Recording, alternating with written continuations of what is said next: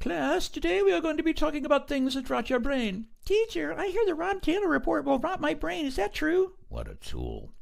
Well, that's correct, Susie. If you listen to the Rob Taylor report, it will rot your brain. Therefore, you must dive under your desk, grab the back of your head, and do the duck and cover maneuver. Let's see this example. Mama, I want to watch the Rob Taylor report. Timmy, no! It's too late. You've been warned. Children should not watch the Rob Taylor report. Somebody please think of the children!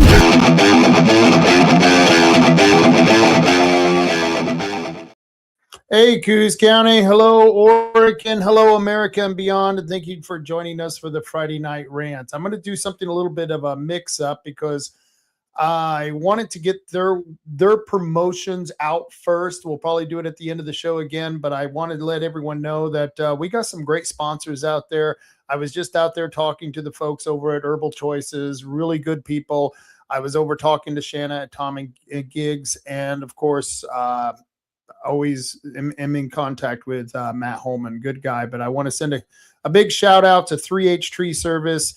They are licensed, they're bonded. If you got a problem with your trees, you need to get them removed, call 3H Tree Service, 541-294-1800. You can get a free estimate for tree trimming, tree removal, and lot clearing. Good guys over there at 3H Tree Service. And of course, Tom and Gigs, get your lift kits, performance accessories at 135 South Shoneman Street in the Empire neighborhood in Coos Bay, right behind the car wash. And you can contact them at 541-888-4660. And of course, Herbal Choices. Like I said, I was talking to them earlier today, and great people over there. They're the cannabis dispensary of my choice. The herbalchoices.com website is where you can pick up more information about them. And remember, you must be 21 years or older. ID is required. Do not give this to children. Do not operate a vehicle or heavy equipment while under the influence of marijuana. And remember, you can choose abstinence. That's right. A little bit of abstinence. It's for the relief of excess. You have excesses, try some abstinence. All right, so that's pretty much my first time of doing those, and the first slot. And joining me right now, of course, is Ciatta Thompson and Marty Kuhrt. How are you folks doing?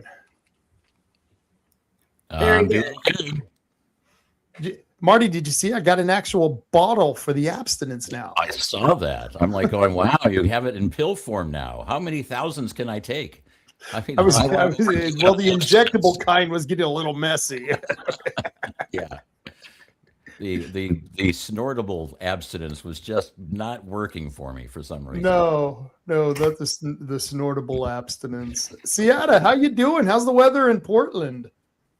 It's a beautiful day, clear skies, and it's a little cool. I think in the mid 60s, but I've been running around taking care of errands, doing campaign stuff. So it was a great day to get things done.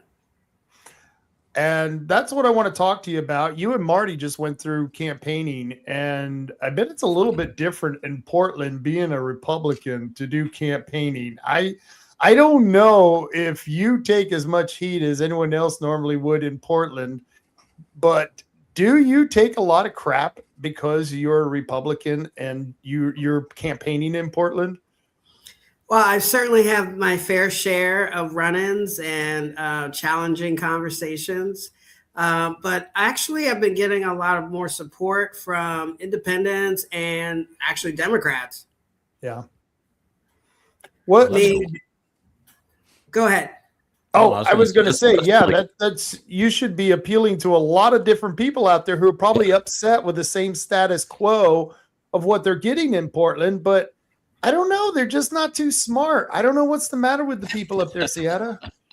Well, look, I mean, when you've been told for 40 years you're on the right side of history, that makes it really challenging to even think outside the box sometimes. I remember most recently, I'd say probably 2 months ago, talking to a neighborhood association. I initially went just to introduce myself and to support they've been working on the PPOP needle exchanges. really distribution of drug paraphernalia, things of that sort in the near the schools.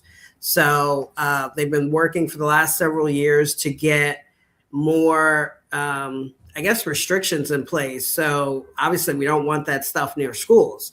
And it's now being moved forward in an ordinance by Multnomah County. So that's exciting. But I went to talk to this group prior to this action being taken by the county. And I certainly told them my story about converting over and some of the reasons why. I did get into a bit of a verbal disagreement with someone about Trump. And, you know, at the end of the day, it is like, well, Trump's not making a lot of the problems here in Oregon. The problems are being made by Oregon. So let's focus on that.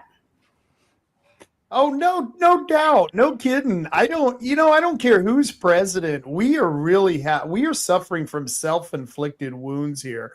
I don't care what anyone says. Even here in Coos Bay, Marty can attest to that. The policies that we're suffering under here in Coos Bay were created in Salem. They were created by the governor. And you know, it's wild what we're putting up with. Marty, have you noticed all the new homeless people that have come into Bandon?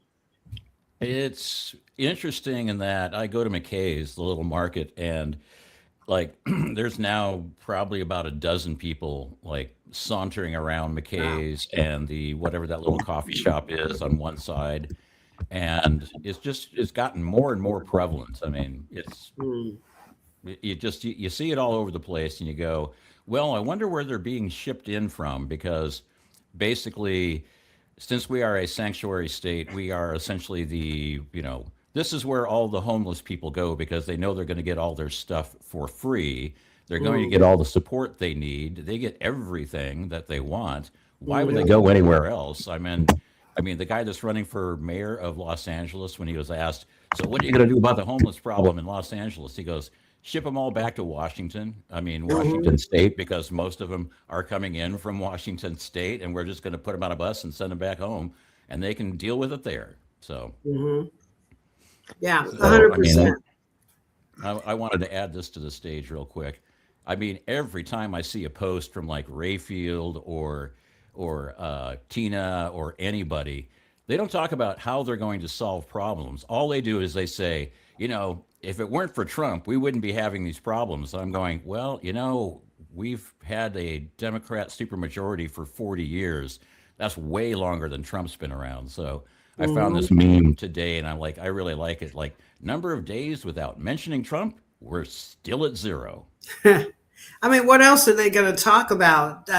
Just recently, I was having dinner in a restaurant in the area. I live in Northwest Portland, very blue district. And so I'm having a chat with a couple by the bar and told them I was running for the House. And of course, I didn't get into political parties because I still wanted to like make it home that night safely. But real tough. Yeah. But in the conversation, I mean, I guess she just assumed I'm a Democrat, to be all honest. And I didn't dissuade her from that for the purposes of that moment. But long story short, like as we were talking, she brought up the governor and asked, what did I think? How did I think Kotek was doing? And my question simply was, well, what has she done? And you can see on this couple's face, I mean, they have a commercial business in the Pearl. They live in the Pearl. And I think the husband was a little bit more open than maybe she was, because what is seemingly the case, liberal white women seem more committed to empathy. And of course, we want to be empathetic, but we also don't have to lose our brains because of empathy. You know, I have a heart for these folks too who are struggling, but we now know exactly. I'm reading that book right now. I'm reading that book. I just received it yesterday, so I'm going to start reading. So that guy's a really good. That guy is incredible. Sad. What is it? Sad Gad, something like that. Gad's sad, but I think it's probably pronounced differently because Yeah. it's probably Gad Siad or something. But I call it Gad sad because it's so sad that he's pointing out suicidal empathy is a thing, and I'm like going, it is. You know, it's like the sheep are rooting for the wolves. Absolutely. And I mean, unfortunately, we know, like you just pointed out, this is a West Coast issue. I mean, it's a global issue. I mean, look at New York City, but it's particularly pernicious here on the West Coast. The kind of, you know, surfer bro, West Coast attitude of like live and let live. And I'm all for that. But when it comes to two people who have been living on my street for the last 3 years, it really starts being like an issue because, you know, I'm living in Northwest Portland, right off of Northwest 23rd. And, well, I mean, this is supposed to be one of the fancier parts of town. And it's a beautiful part of the city. I mean, Forest Park's right behind us. And so, like, to have people, one is an older man. Hi, Michaela. One is an older man, and one is, unfortunately, older woman in a wheelchair. And it's like these folks actually need help. You know, maybe the older man might just need simple things, his ID, 3 months rent, things like that, that the county or the state can help someone do, even the city, right? If they had a program or a system that actually worked to get people off the street into the treatment that they needed, the mental health that they need, or just simple things that I just laid out, driver's license, social security card, these things to get into an apartment. But because everyone gets lumped together as homeless and nothing is questioned because, of course, to go back to the point, then you're a big meanie and you don't care about people. Well, actually, I do care about people, so much so I don't want them on the sidewalk when it's 100 degrees or when it's below 30. Like, why don't we like do something about that? And so, you know, that's the conversation I'm having with people. I know I'm not for everybody, but at the end of the day, like I wholly think that if we just speak common sense, particularly for people who are invested with either property or family or business, and just connect the dots for some folks, it's an easy sell. And of course, I'm not going to be for everybody, but like what I'm showing now, the independents and Democrats who do support me, they get it. They're dealing with the needle distribution. They're dealing with addicts roaming their streets and their schoolyards, and they're saying enough already. When I worked for, I was a governor's advisor for Governor Gary Johnson in New Mexico. And I was a liaison between a George Soros funded organization called the Drug Policy Alliance.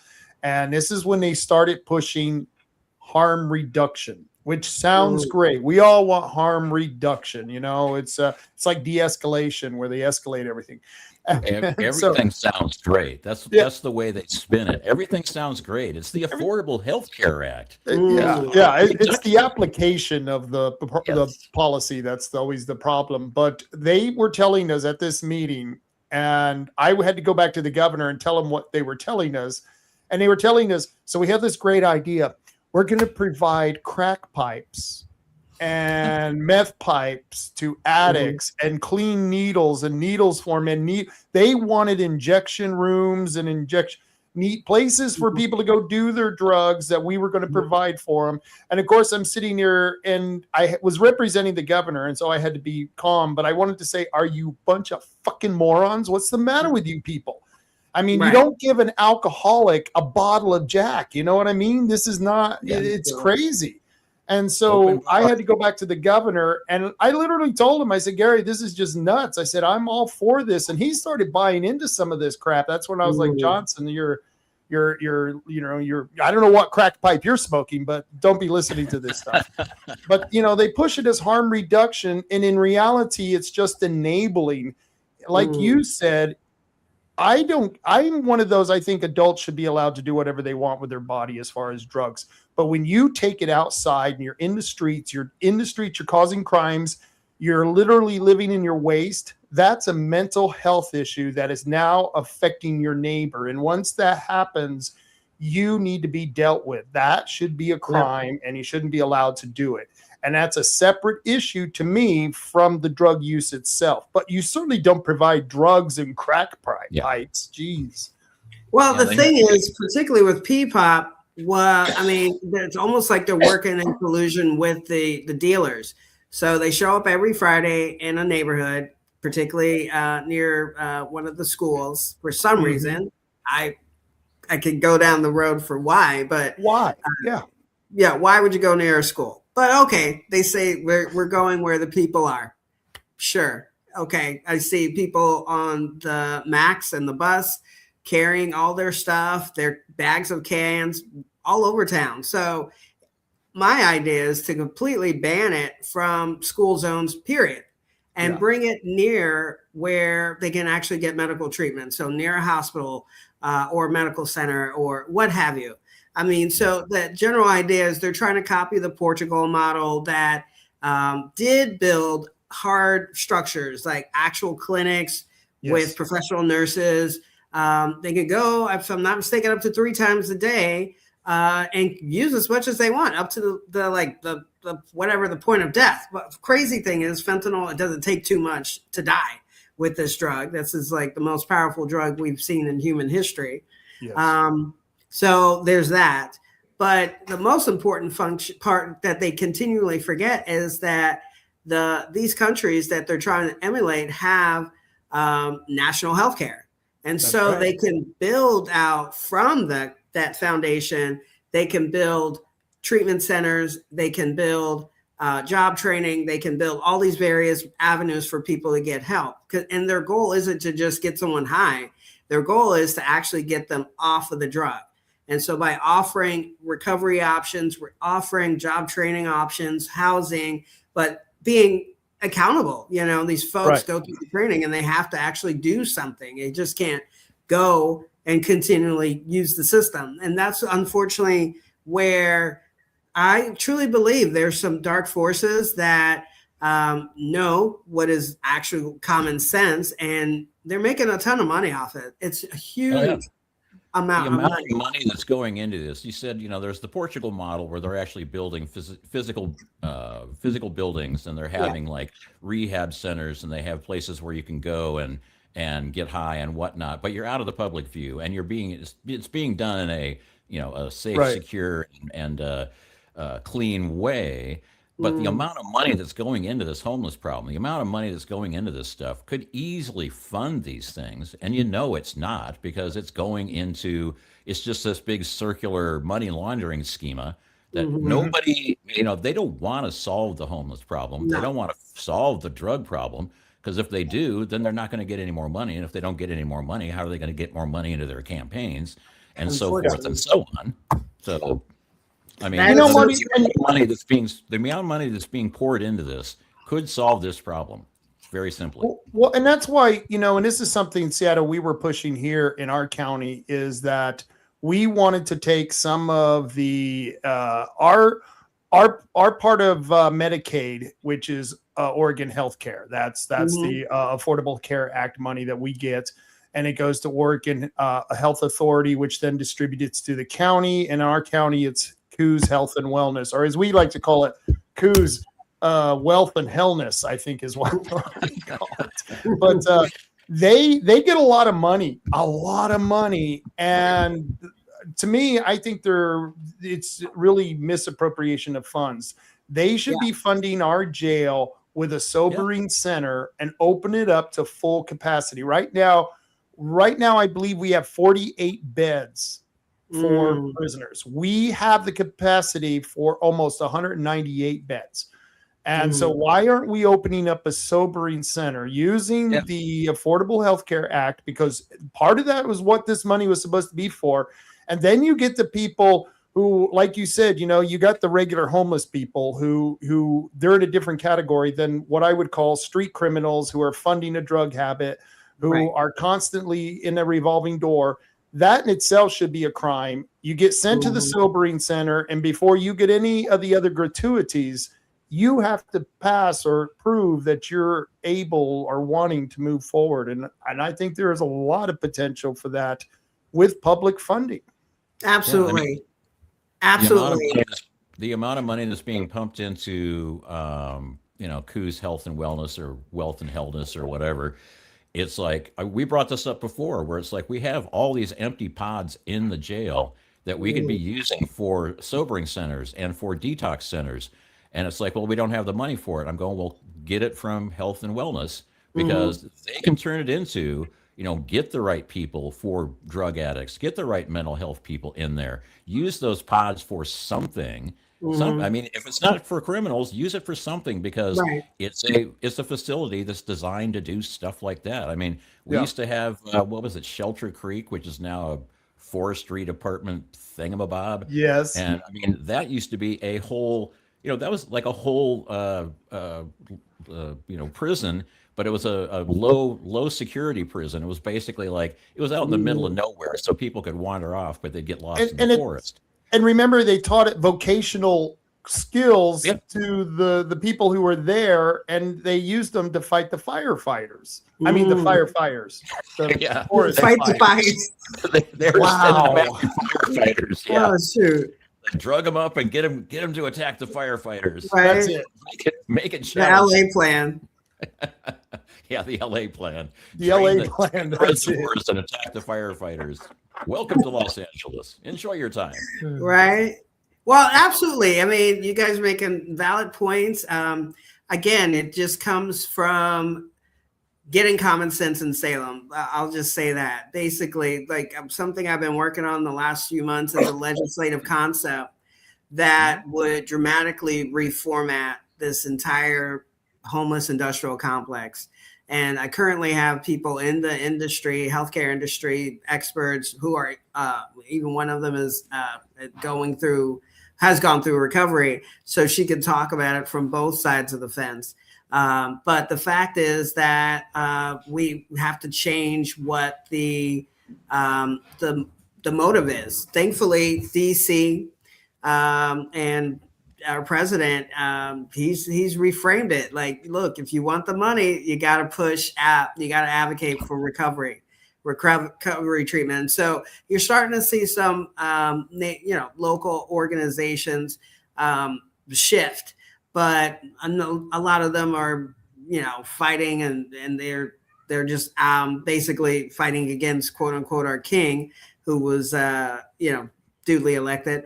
But at the end of the day, we just have to change the reason or their profit motive. Right. You get money when you help people versus enabling people. And so some of the things that for me, I want to focus on are having quarterly audits, done by these organizations that take a ton of money from all of the counties and say, we're helping John Brown. Okay, great. Well, where's John Brown right now? And Tuesday at 4 p.m. We should be able to look it up any point in time and track him in the system. Is he going through detox? Is he going through job training? Where's he at in this place, in the space of this whole monstrosity, right? And you've heard several gubernatorial candidates say that before the primary, that we need to have a public facing website where people can go and check the numbers. Make everything transparent for folks. They can track every dollar, and we can see who's doing right and who's not doing so right. And those organizations that aren't really keeping up to par, they got given some time to turn things around. But if it's a continuous thing, quarter after quarter, they lose funding for 2 years. That's my proposal. I bet you they turn things around real quick when that starts hitting pockets.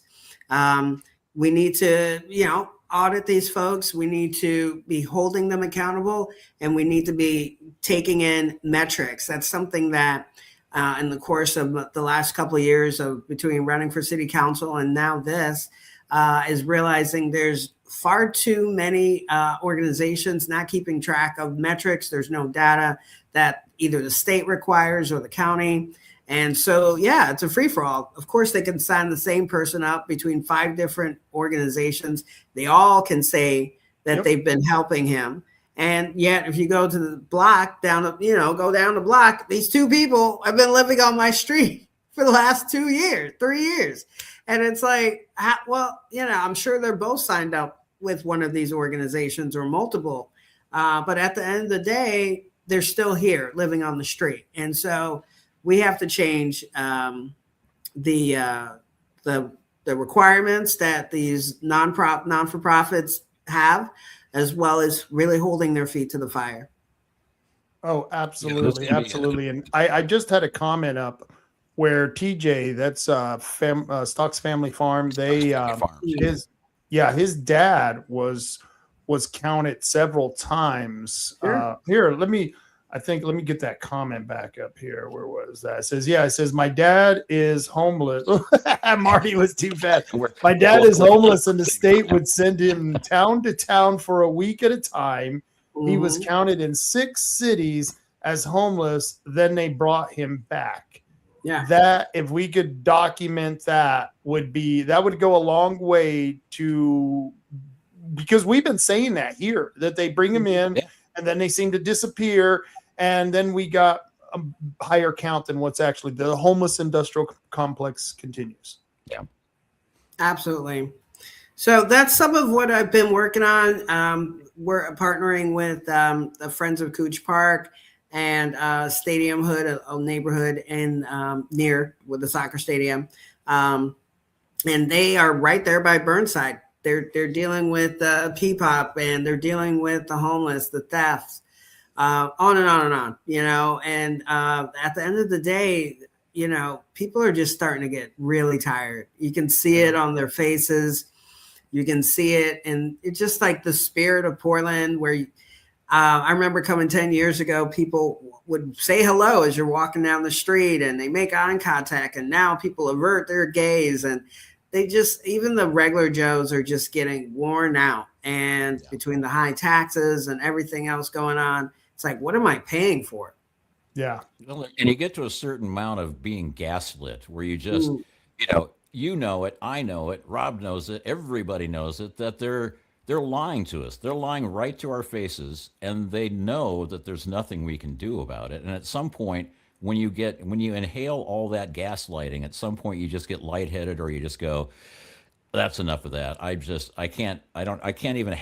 so apathetic. I don't even care to be apathetic anymore. That's the thing, unfortunately. And, once people reach that, then, really, it's really scary what can go from that point on, because, you don't want to lose your heart.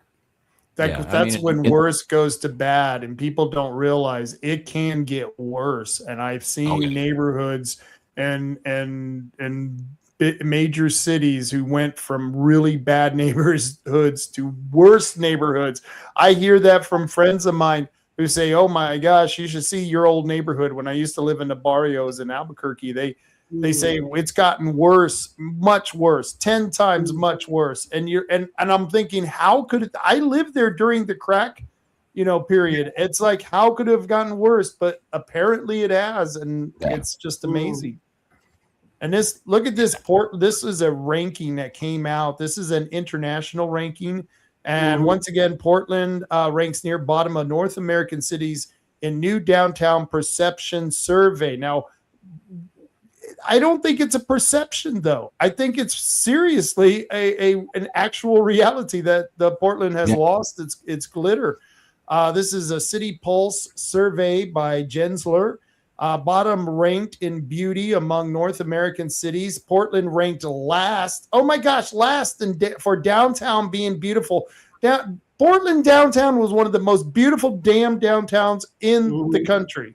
Low vibrancy and walkability, identity, inclusiveness, lag. Best score, authenticity. Authentic at 69%. Yeah, because they're pretty authentic about the Antifa rioting and killing people. That they are. A lot of masks running around here freely. There's a lot of authenticity with all that kind of graffiti and boarded up buildings and empty for rent places. Yeah, that's super genuine. I applaud them for that. Right.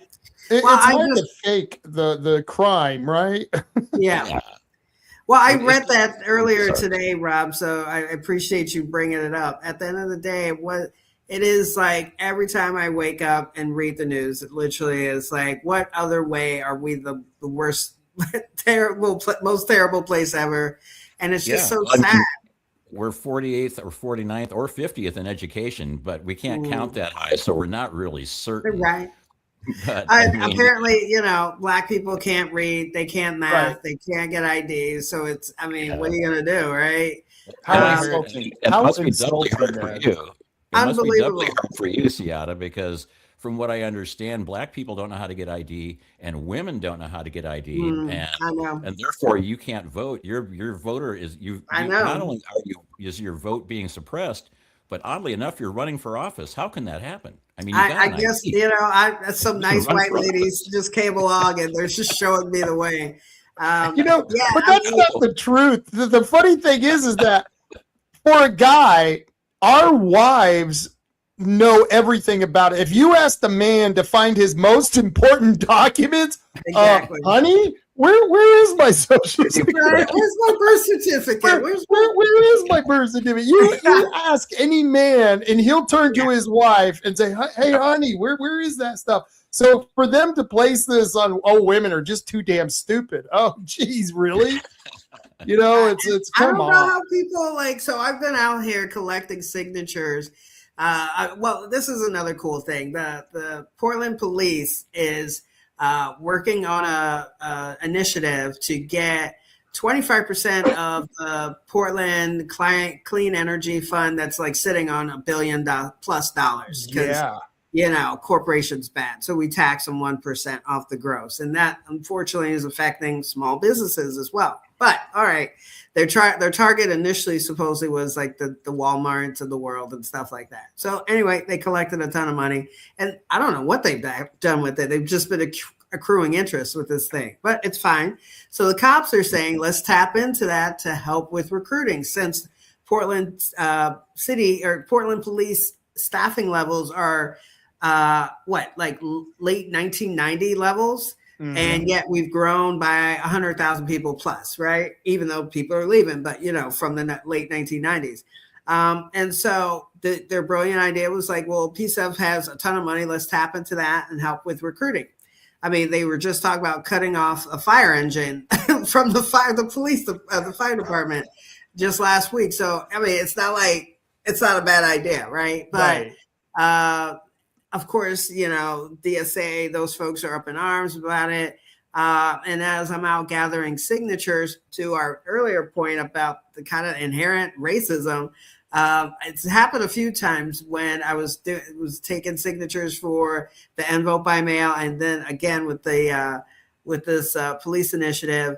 Somebody inevitably shows up who's white and will lecture me on slavery as if my mother didn't come from Africa and my father didn't come from South Carolina and live in Brooklyn. Like, what the hell are you telling me about slavery for? Like, what are you talking about? Like, I'm a black woman in America. Like, I've been called the N-word more times on the West Coast than I have anywhere in the country, Yeah. by the way.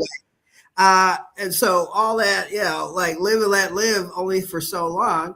But to my point, it's just like, I will catch myself like I just can't stare at this person like looking at them as the crazy person they are. I have to be polite because I mean, I'm running for office, but also just like, let's just move on, sir.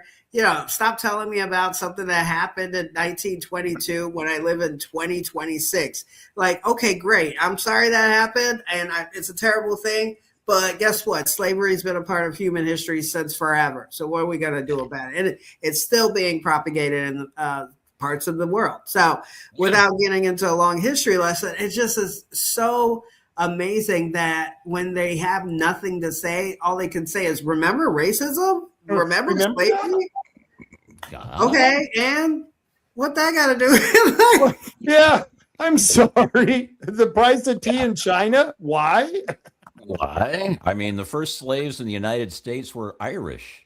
I mean, Right. the British took over Ireland and took Right. all those poor Irish folks and turned them into slaves that were treated much worse in some cases because it was like, at least with the black slaves, you got somebody that could muscle things around, whereas the white Irish puny folks from the potato famine days weren't very useful, and they didn't bring as big enough money on the market as the other was. But I mean, yeah, the first slaves in the United States were Irish, and I'm like going, so I'm part Irish. Should I be like, my hackles up because at some point, maybe one of my ancestors was a slave? I'm like, no. Marty, you're not far from the truth. I was reading where the white Irish would burn in the where they grew sugar cane. Yeah. And because they would burn, they said, we got to get some people in here who aren't going to burn like this. So get your lily white ass out of here. We can't. Right. They're getting sunburn and falling over. We need people that can handle standing in the sun. It was like, give me some copper tone, some SPF 36. Right. SPF 70 or something here. Come on. So yeah, ultimately at the end of the day, I feel like I said earlier, my argument is simply common sense. My slogan is Portland over party, because ultimately I'm not here to necessarily bash one side of the street, because look, I mean, whatever, that we'll play both nice. Sides could use some bashing, but why bother? Yeah, everybody's kind of screwy. Welcome to life on earth. But at the end of the day, I don't care what team color you're wearing. Do you love Portland more than, quote unquote, being on the right side of history, which even in itself is a bit like, how do you even know where you're going to stand in history? But fine, let's just pretend that you are. And if you're standing on the right side of history, then let's help me get these people somewhere they need to get their treatment or mental health, long-term treatment for that, group homes. And I'd like to build, I don't know, a 2,000 bed hospital, and maybe not have one big hospital, maybe disperse it, 250 beds here, 250 beds down in Coos Bay, 500 beds, in Gresham. Right. I don't know what it looks like. I'm just saying, like, we got to do something and have a place for people to go and start this process. And unfortunately, we haven't had that for many decades. Yeah. Well, this is weird. This is a weird comment by TJ. But it goes right back to what we were talking about, Ciatta. It says the state just paid to bus him. He's talking about his dad to an Iowa homeless facility and count it as a success. But they're going to pay to bring him back as soon as he has 90 days sober from alcohol. He's at 68 days today. So good luck. Hopefully you'll get that 90 days. But doesn't that show we sent him to Iowa to get sobered up, and then he's going to come back here, I guess is what he's saying? That's wild. Yeah. To what? I mean, but he'll do. Oh, well, here he finishes. But here he'll just be homeless here again on the taxpayer dime. Right. Okay, so you're homeless. You're now you've just been through recovery. You're at a weakened state again. You're put into the same situation. You're probably surrounded by the same people. What do? You get that free crack pipe and you go to town. Yeah. Yep. Unfortunately. And, people need to be locked up. That's for sure. The people that are propagating this, that are making a ton of money, they need to be locked up, because they have to know what they're doing. And it's not oops, we really tried, or whatever, best intentions. It's like at a certain point, you have to realize that the addict is, this is literally their job. Like literally their job. So the fact that it can't be, this is so serious, it can't be a oopsie here, Yeah, but this is no better or no worse than, there are huge operations that pay for protesters and pay for signs for protesters and make sure protesters get to. So they have their pawns that are protesters. Now they also have their pawns that are the homeless and the drug addicted, which they can ship all over the place. So they can just keep, they have all these people, and I know there's, as it gets closer to the November general election, there are going to be more riots, there are going to be more uprisings, there are going to be more things going on. And, and it's like, well, because there's a lot of underlying money that's been getting pumped around, billions and trillions of dollars for years through, Ukraine was one of the biggest money laundering operations out there. And it's like, so you see like all these homeless people that are getting shipped all over the place, and you see all these protesters that are getting shipped all over the place.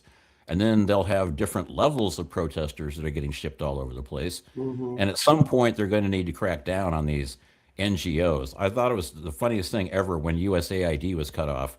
And now all of a sudden, these people are screaming that they don't have any money. These NGOs are going, we don't have any money anymore. I'm going, hold on. If you needed government money to survive, then you're not a non-governmental organization now, are you?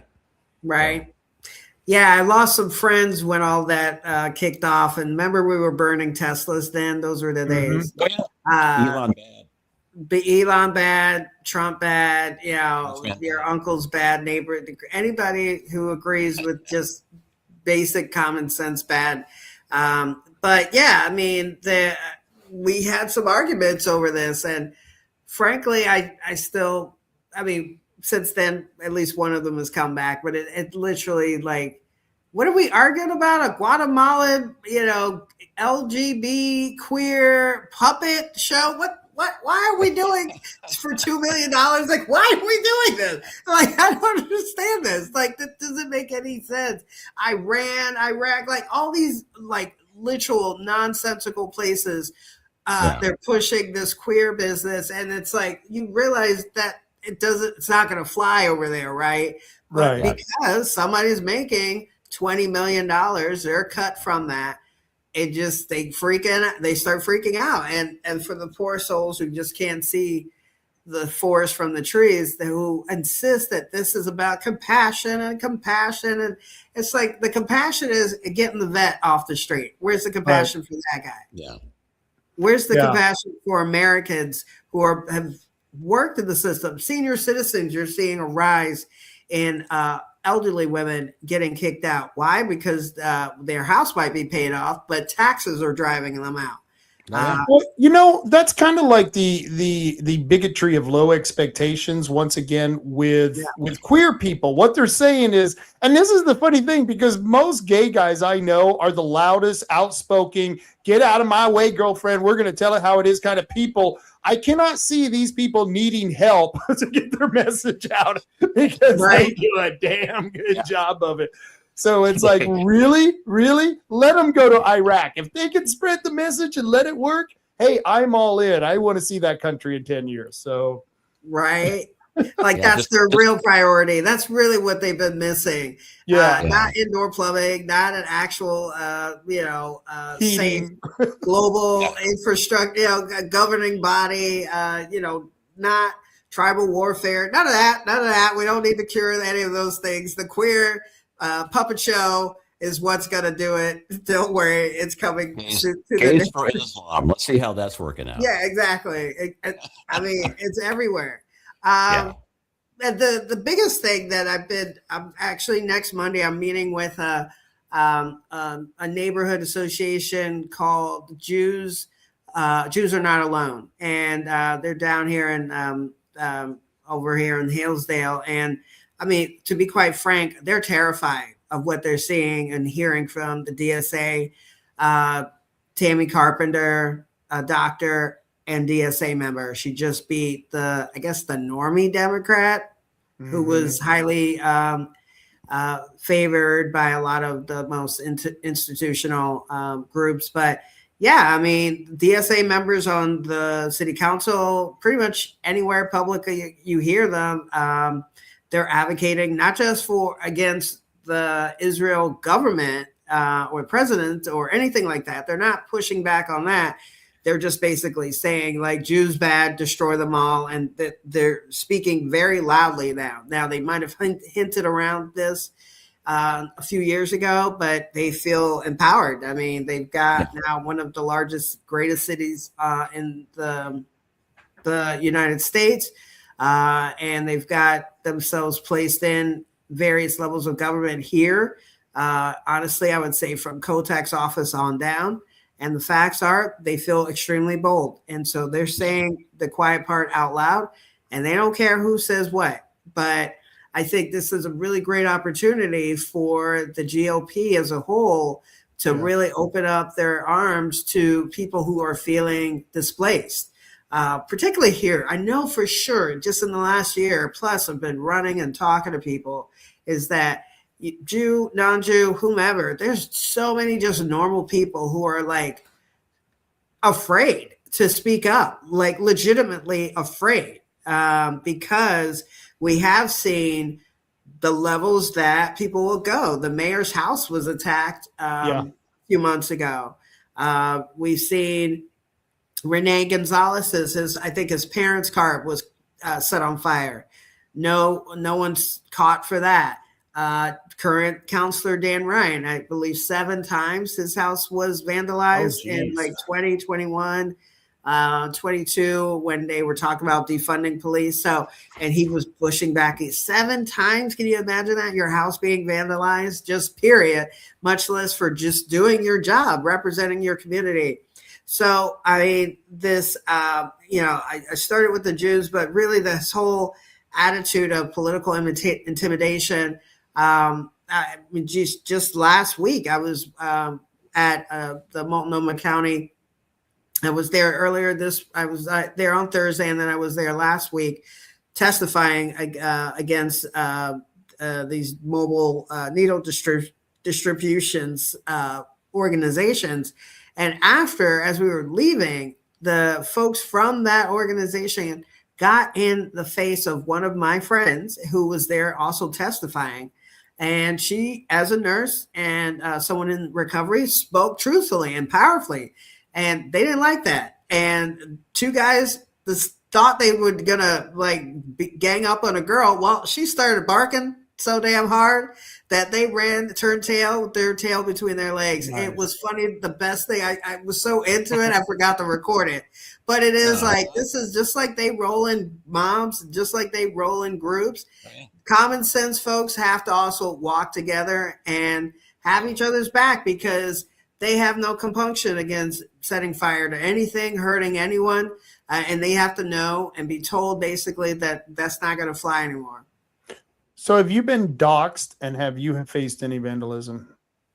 Fortunately not. I did have during my city council, during my this campaign's push, the launch party in December, there was a gentleman actually with the DSA, Benjamin Gilbert, who appeared, and he came into the space where we were having the event. He harassed the owner, and I watched him do it. Harassed her about why was she hosting a Republican, and I was a transphobe. Of course, I'm a transphobe because I don't want to medicalize children. But she received, I would say, probably 7 or 8 emails, supposedly from neighbors in the community. He wasn't threatening to anyone there, but besides taking everyone's video and photos, that alone is kind of like, we're watching you, and why are you recording my guests? And so outside of that, I've been included on one of their, was it the Portland Mercury, one of their articles from a few months ago.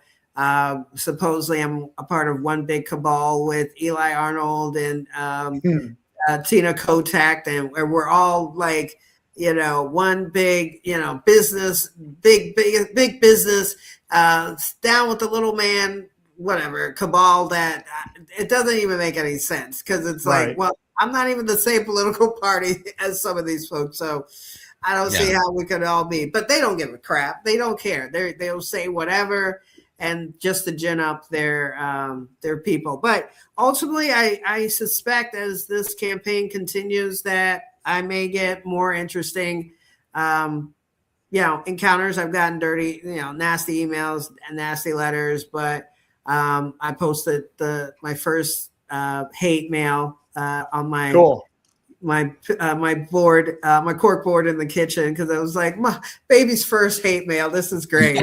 All right. That's the spirit. You got it. That's the spirit. So we're going to have to get a bunch of us. We'll get Michaela, Steve. I'll get Marty. We'll all come up there, and we'll do a campaign event for you. And there we go. Absolutely. Because, it's gotten bad here in Coos County. And Marty can attest to that. He's been out there on the boardwalk when the crazies have been out there. And so it's gotten bad here, and people are coming into the headquarters. A lot fewer people have been getting signs because they've been saying the same, we're afraid we don't want our neighbor to know who we're voting for. We're scared. And it's sad because that's what they want to do. And that the message that I'm hearing now, Ciatta, is the message I was hearing in 2020 when I was in Portland going up there. When we were fighting against the Proud Boys and Antifa, and we were all getting into that. That's the kind of stuff I was hearing from people who had come up to the Proud Boys group, our line, and they would tell us, "Thank you guys, thank you for being here. I can't be seen, but thank you so much." And they would give money to the organization, and they would say, "Keep up the good work, but we can't do anything. We're terrified. They'll kill us." Right. Literally, we figured they were going to start killing people. That's how thought, what's to really stop them in Portland. And so they want that to happen. They need martyrs. I mean, they want another George Floyd incident because they need something that will create, George Floyd died of a drug overdose. He was going to get arrested because he passed funny money. He just bought a bunch of drugs. The cops stopped him. He ate all the drugs, and then he had enough in his system, fentanyl, and I looked at both of his autopsy reports, and both of them basically said he had like 300% of what you need to kill yourself in his system. And he had no contusions, no bruises, or no abrasions that said there was any excessive force. But who cares about 2 autopsies when you can gin up the public and make them burn down buildings and houses and cities and whatnot? And like when that gal tried to run over an ICE agent with her car and got shot, they're trying to gin that up into something. And it's like when I was accosted in Coos Bay at the flag waves, that's what, and the one that I got in the way of was this crazy lady that was screaming at a 5-year-old about how her dad was supporting pedophiles and how dare you, blah, blah, blah, and screaming at a 5-year-old. I mean, that's just way over the top, and yelling obscenities at a 5-year-old because her dad was there with his veteran hat on. And I was like, I know what she's trying to do. She's trying to get him so pissed off he's going to pop her one. And then that's the only thing you're going to see on the news is 75-year-old woman leveled by ex-Marine, and it's like MAGA hat and all. Took out this 75-year-old woman. And I was like, so I got between her and the kid, and I just stood there with my arms crossed going, so, are you so very proud of yourself that you're yelling profanities at a 5-year-old? What is wrong with you? What has happened in your life that you've created such an evil monster of a person? And she's like, oh, I'm not afraid of you. And I'm going, I'm not trying to intimidate you. I'm basically telling you that you're just a despicable, vile, evil human being. And what are you doing screaming at a 5-year-old? You should have much better sense than that. And then she got really upset and got her little Antifa whistle out and started doing 3 short blasts, which means people should come help her. And I'm like, you can blow that whistle all you want, but let me tell you, if you hit me, that's going to be the last thing you remember before you start eating hospital food. So just take that on. So. Yeah, no, I mean, it's a real thing. And I mean, I certainly don't have a death wish, but at the end of the day, somebody's got to do it. Somebody's got to do it. I basically knew that, running for clerk was not my dream job of all, as you can probably guess. I used to run stock market systems. I used to do billions of dollars of transactions a year. Getting $350 for a birth certificate copy is not the high point of my career. The whole point was going to be, I wanted to clean up the voter rolls. The voter rolls in Coos County and all across the state are just filthy. They're just bad. And I ran the April voter rolls through the United States Postal Service address verification program, and I came up with hundreds and hundreds of names that had no valid mailing address. So if this is all vote by mail, where are those? And I'm talking to the United States Postal Service. So it's their system I'm using to verify the address, and I'm getting the voter rolls from the Secretary of State. So I've got 2 data sources that are supposed to be impeachable, and they said there's hundreds of addresses that don't exist. Now, how does that work in a vote by mail system? And I said, I want to clean up the voter rolls, and I want to make election data transparent. You want to look at the voter rolls? It's up on the website. You want to see the cast vote record? Up on the website. You want to see the ballot images? Up on the website, free of charge. Go look. You find problems, you tell me, I'll fix it. And I was getting a lot of blowback. Oh, hey, our favorite person, Mary Gedry, wrote a really nice long article about what a horrible person I am. Oh, I missed that. Mary did that? I'll have to send you a link. Oh, she drug you into it as well. I mean, she always does. And of course, she drugged Dr. Frank into it. So, but it's the standard stuff. And I got some blowback from some other people. And of course, like Ciatta was saying, I got my first hate mail.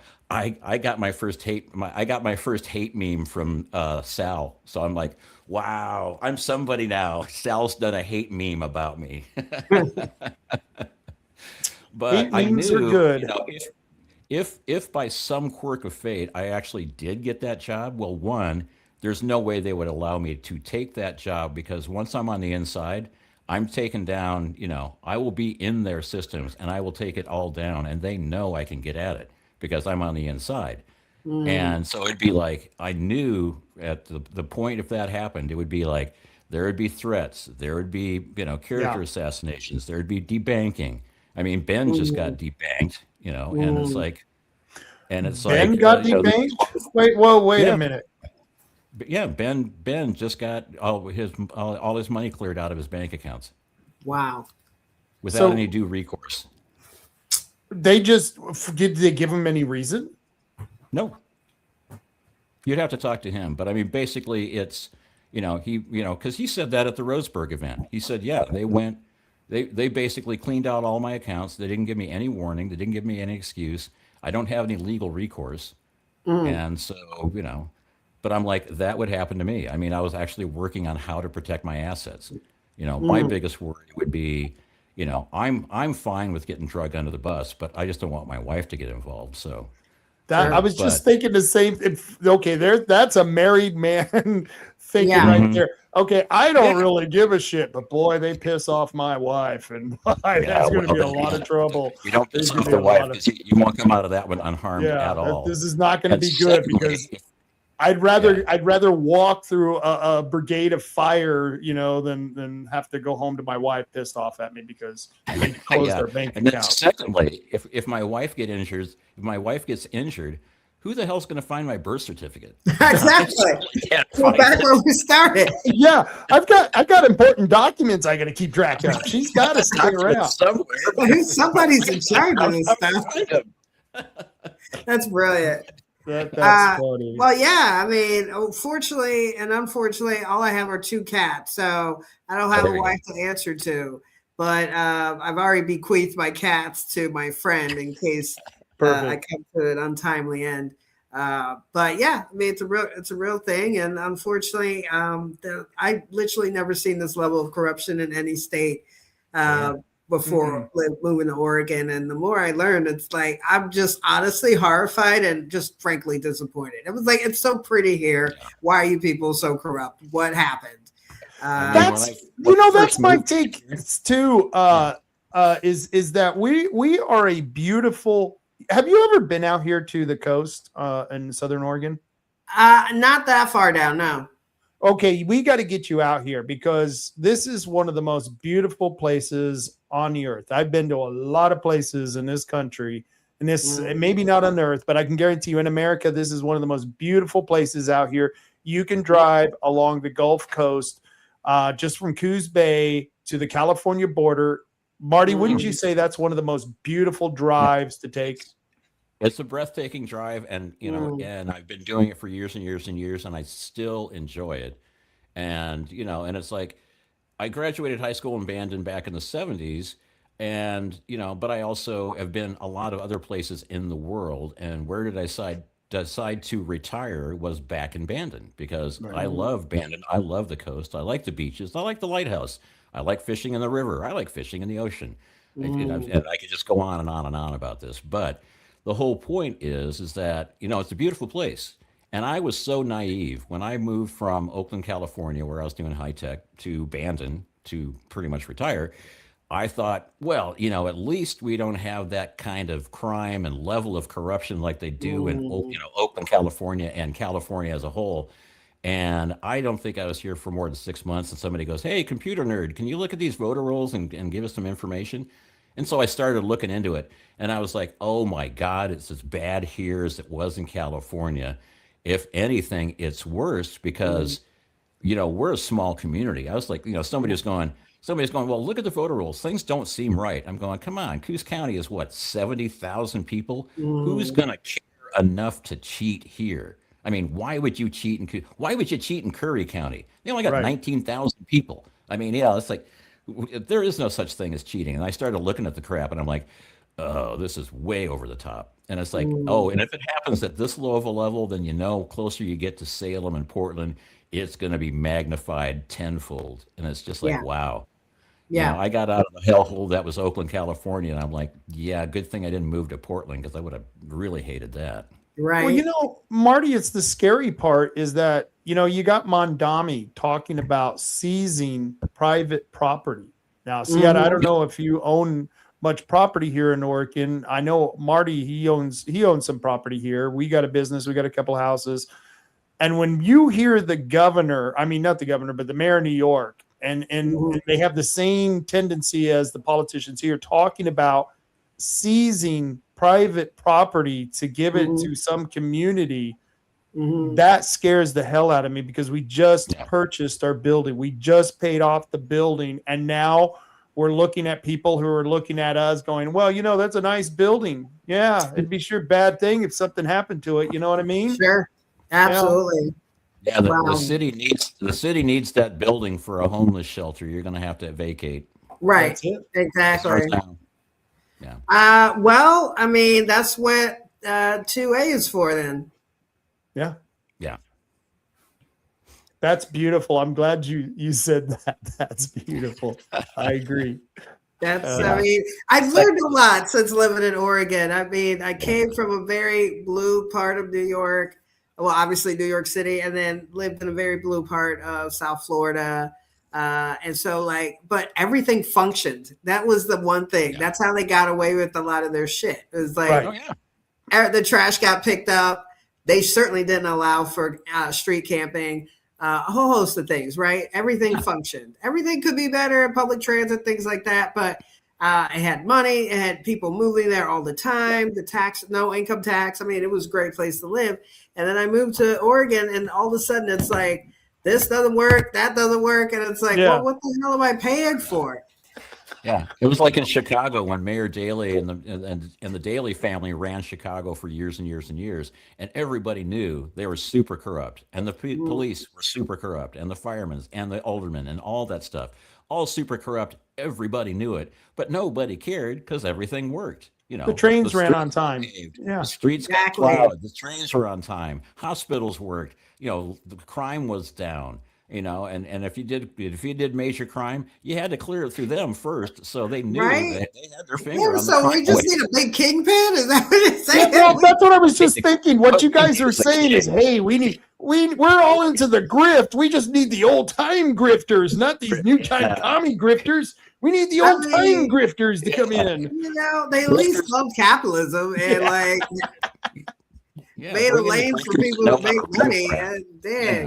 I was reading. Have you guys ever interviewed or talked to Dr. Eric Fruits? He's an economist, some big background. He's been on Northwest Fresh, the podcast, a few times. You should watch it. Smart guy. But he has a Substack, and he brought up the curling effect, Curley, Curley effect, based on, I want to say a mayor of Chicago, maybe, or Ohio. I forgot the city this person was, but it was like 1800, something like that, where essentially the guy would purposely push through bad legislation or legislation, obviously that was bad, but that only appealed to his supporters. And ultimately it drove more and more common sense folks out. And it went on like that for decades. And I think it's Detroit now that I'm thinking about it. Inevitably, of course, it led to the demise of the city, but it worked for him to consolidate power because people who were of like wealthier means, who wanted, good schools, clean streets, all the things we're talking about, they actually moved, like we're seeing here in Portland. Now, in Dr. Fruit's article on Substack, he's not outright, well, maybe he is, but he asserts that that's kind of the same thing happening here. Portland on a smaller scale, Oregon as a whole, where folks are, the people who are pushing these policies are actually doing it to consolidate power, because then you push, like, oh, look at all the people that have moved. Right. And you would think like the public school would wake up, teachers union would wake up, like, well, okay, with a third of your class size is left, maybe you should change your program. No, they keep insisting. They just demanded a 4% COLA tax or COLA raise. And it's like, well, I don't get that. I get 3% maybe a year. 8% is a heck of a lot. That's a lot. But that's more than inflation right now. That's a lot. Precisely.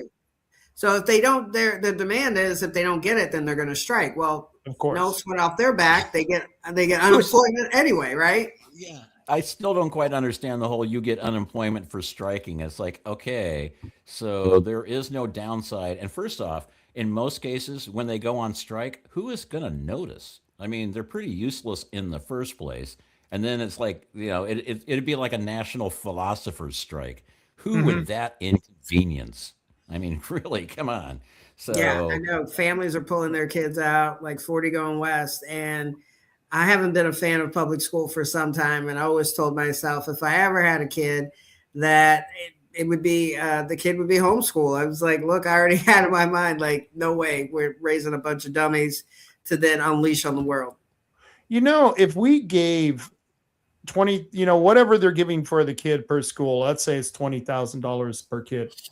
If they allowed a parent to homeschool their kid and gave the parent that money, they could stay at home, educate their kids, and the quality of life would be astronomical compared to what we have now with the public school education. Yeah, well, not only that, but if they did, like in some places you can get school vouchers. So let's say instead of putting your kid in a public school, like they used to have this in Oakland, I believe, where you could you get a voucher for school. And if you went to the public school, well, that's one thing you can do. Or you could take that voucher and go to a charter school. And so the amount of money, they're putting like 21 grand per kid per year for, in school. Well, that 20 grand, if you, do that over, let's say 20 kids for a charter school, that's, you're talking 400 grand. That'd be enough to get a teacher and that kind of stuff. And right now, our biggest problem with schools is, 80 to 90% of the money going into schools is not going for the students. It's going for overhead. It's going for administration. It's going for, padded, a whole bunch of bureaucrats to do absolutely nothing. They don't teach the children. They just, keep adding more bureaucrats to tell them what kind of DEI hoops they have to jump through this week. So, but that kind of money per kid, if it was in a charter school, well, you'd have a pretty decent charter school, and then the public schools would have to compete on and then all of a sudden they would have to actually start doing a good job, because right now, since they have a monopoly, they can do this a crappiest job as possible. And then, okay, so you elect a new school board. Well, that's essentially just rearranging deck chairs on the Titanic. I mean, what is that going to do to improve the situation when the situation is being screwed from above? I mean, Tina Kotek's doing a bad job, not because she's an idiot, which she might be an idiot, but the whole point is that she's doing a bad job on purpose, because that's the whole point. You got to destroy the economy. You got to destroy education. You got to put people out, druggies on the street. You got to make everybody despondent that the economy's going in the dumpster, because that's the whole point. And what they'll do now is they'll set up systems where, like, oh, there's a new fire district, so now your insurance is going to go, 5 times more than it was before. So a lot of farmers are going to be put out of business because they can't afford the insurance. The state's going to take over the land, and they're going to have all this inventory of land that now is belonging to the state. So that's what after destroying the tax base. That's my favorite part. I want to read this abstract from a paper that was done on the Curley effect. It says James Michael Curley, a 4-time mayor of Boston, used wasteful redistribution to his poor Irish constituents and incendiary rhetoric to encourage richer citizens to immigrate from Boston, thereby shaping the electorate in his favor. All those drunken Irish people that he was grifting with. And so Boston, as a consequence, stagnated, but Curley kept winning elections. We present a model of the Curley effect in which inefficient redistributive policies are sought not by interest groups protecting their rents, but by incumbent politicians trying to shape their electorate through immigration and their opponents or reinforcement of class identities. The model sheds light on ethnic politics in the United States and abroad, as well as class politics in many countries, including Britain. That was very interesting. I never heard of that. Thank you for that. Yeah, absolutely. No, as soon as he said it, it's kind of, as soon as he said it and I read the explanation, I was like, that's what's happening. It's like suicidal empathy. As soon as you hear the term, it's like, that makes sense. Oh, that, yes. There it is. Like it just landed. It was like, and you know, he's right off his Substack. And yeah, I don't want to accuse anybody of doing anything purposely. Obviously, like I'm going to assume the best, and folks just don't see the error of their ways. Let's just say that. Yeah, but I forgot to insert the allegedly. Sorry. Allegedly, Allegedly. But if allegedly folks were to follow this idea, it's working out well for them. Yeah. I try to keep that word available, allegedly, a lot because I've received so many cease and desist letters. I got a collection of them. Right. You don't need to insulate your house anymore. You can just pile up all your cease and desist letters. It's like they're Antifa with legal degrees. That's what I'm dealing with. Seriously. Really? Oh man. Absolutely. So I want to kind of switch it because Marty had an interesting meeting. You're going to love this, Ciatta. We fought against those wind turbines off the coast. Stupidest idea ever to put wind turbines in 4,000 deep water where it's going to be in the middle of the sea, with the sea weather, all the bad weather. It's going to destroy the fishing industry. And so we defeated it. We had an election here, and 80% of Curry said no, 60% of Coos said no.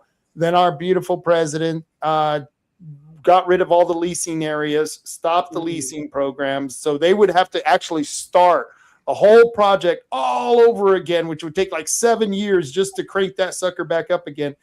And believe it or not, Marty had to go to, and I should have been there, Marty. I'm sorry. My back was killing me that night. I just said, I can't go. I can't do another wind turbine. And be honest with you, I thought it was going to be that same PowerPoint that they've showed for the last 10 meetings. And I was going to shoot myself right in the center of the room. Yeah. I thought it was going to be that as well because, they basically BOEM, the Bureau of Ocean Energy Management or whatever, gave all these town hall listening sessions where they would they would go all up and down the coast and have these quote unquote listening sessions where they'd book a room that would hold 100 and then like 500 people would show up. So they'd have 400 people that couldn't get into the room. And then the first thing they said when you got into the room was, "We are not going to be answering any questions." And I'm like, what kind of listening session is that? And then it's like, watch our slide presentation and shut up about it. And it was basically over and over and over again. And so I fully expected this to be another one of those. And it was not even in the least. It was, the group was PMEC, the Pacific Marine Energy Center and Oregon State University. And so they basically got a study to, get community perceptions about offshore wind.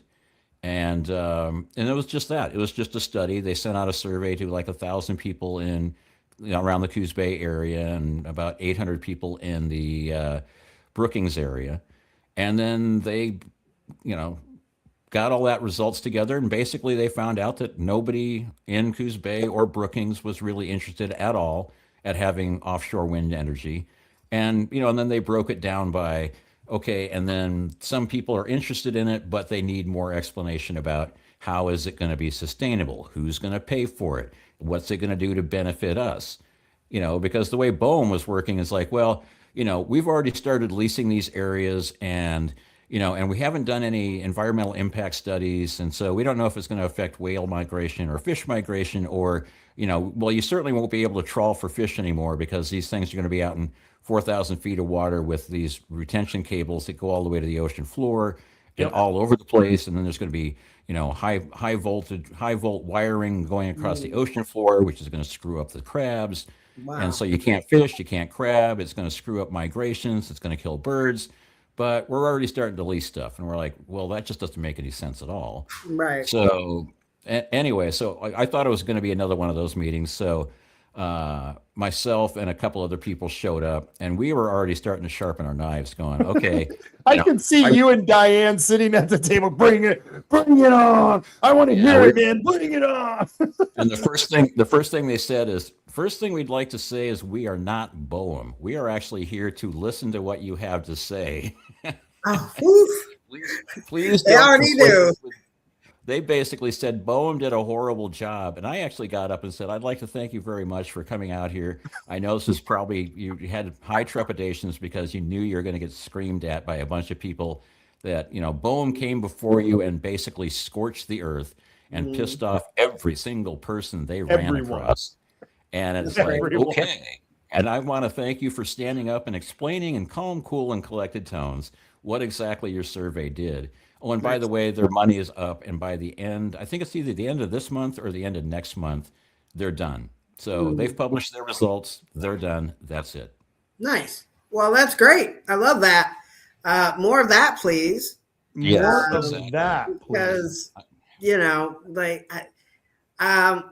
here's how I feel about just 2026. One, I think Christine will win, honestly, flat out. And because ultimately at the end of the day, far too many people, we just saw that with the no gas tax referendum. That was nonpartisan. People from all over came together. And I think people are ready for something else. They may not tell their friends, and they might disagree with their spouse or their partner, but hopefully they can fill out their ballot in the bathroom and quickly put it in an envelope and ship it off or drop it off, what have you. Well, drop it off. But ultimately, it's like I think people are just over it. They're just sick and tired. And I've been hearing from far too many people that if things don't change this year, they're moving. Yeah. Well, and another thing that, they pulled a lot of shenanigans to get the Measure 120 pushed from November to the May primary. Yeah. And a lot of people were super upset about that. Sure. And now I hear that they finally got enough signatures for we're not going to allow you to hunt or farm animals anymore. And that's going to go on the ballot. And if that goes on the ballot, there's going to be so many people showing up to basically make sure that thing goes down in flames. But that's also going to be attached to the same scumbags that are pushing it, which is like your Kotek, your Dan Rayfields, your, all the people that are in power now. And a lot of these people who have been selected and not truly elected, know that they were doing all these horrible things because they knew there were no repercussions for their actions. You could not vote them out, and they knew that.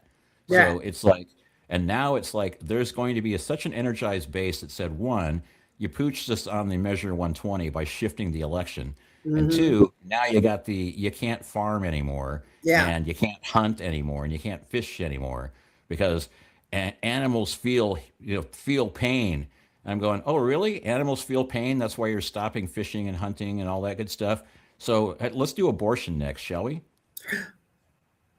So, if you're gonna use that argument, let's just take it across the board. But those are clumps of cells, okay, guys? Yeah, I know. There's just clumps of cells. Clumps of cells, but I don't know what biology class they all took, but okay. And Maxine Dexter is supposed to be a doctor, and I'm like, you got to be. That's the crazy part. Oh, could you imagine going to her? I mean, could you imagine going into the doctor's office and there's Maxine Dexter? I think I'm in the wrong room. Turn your head and cough. Oh my God. I'm in the wrong office. Well, in this district, I've got Senator Lisa Reynolds that killed the bill that would have put the P-POPs of the world 2,000 feet away from schools, killed it in committee.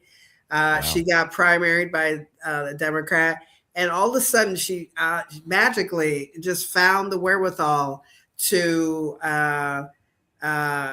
work with Julia Brim Edwards at the county and to make sure that something was put on the books. And then she pinky swears that next year she's going to bring this to Salem.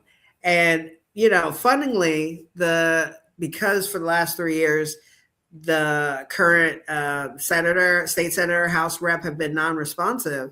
Mm-hmm. The organizations, the neighborhood associations had to go to Christine Drazen, who was pushing this. She was one of several reps and senators that was pushing this to at least get through committees for a public vote. Well, like I said, Senator Reynolds killed it in the committee before taking a vote, but she swears that she just didn't have the votes despite not taking the vote. So I don't know how they're voting without voting, but all right.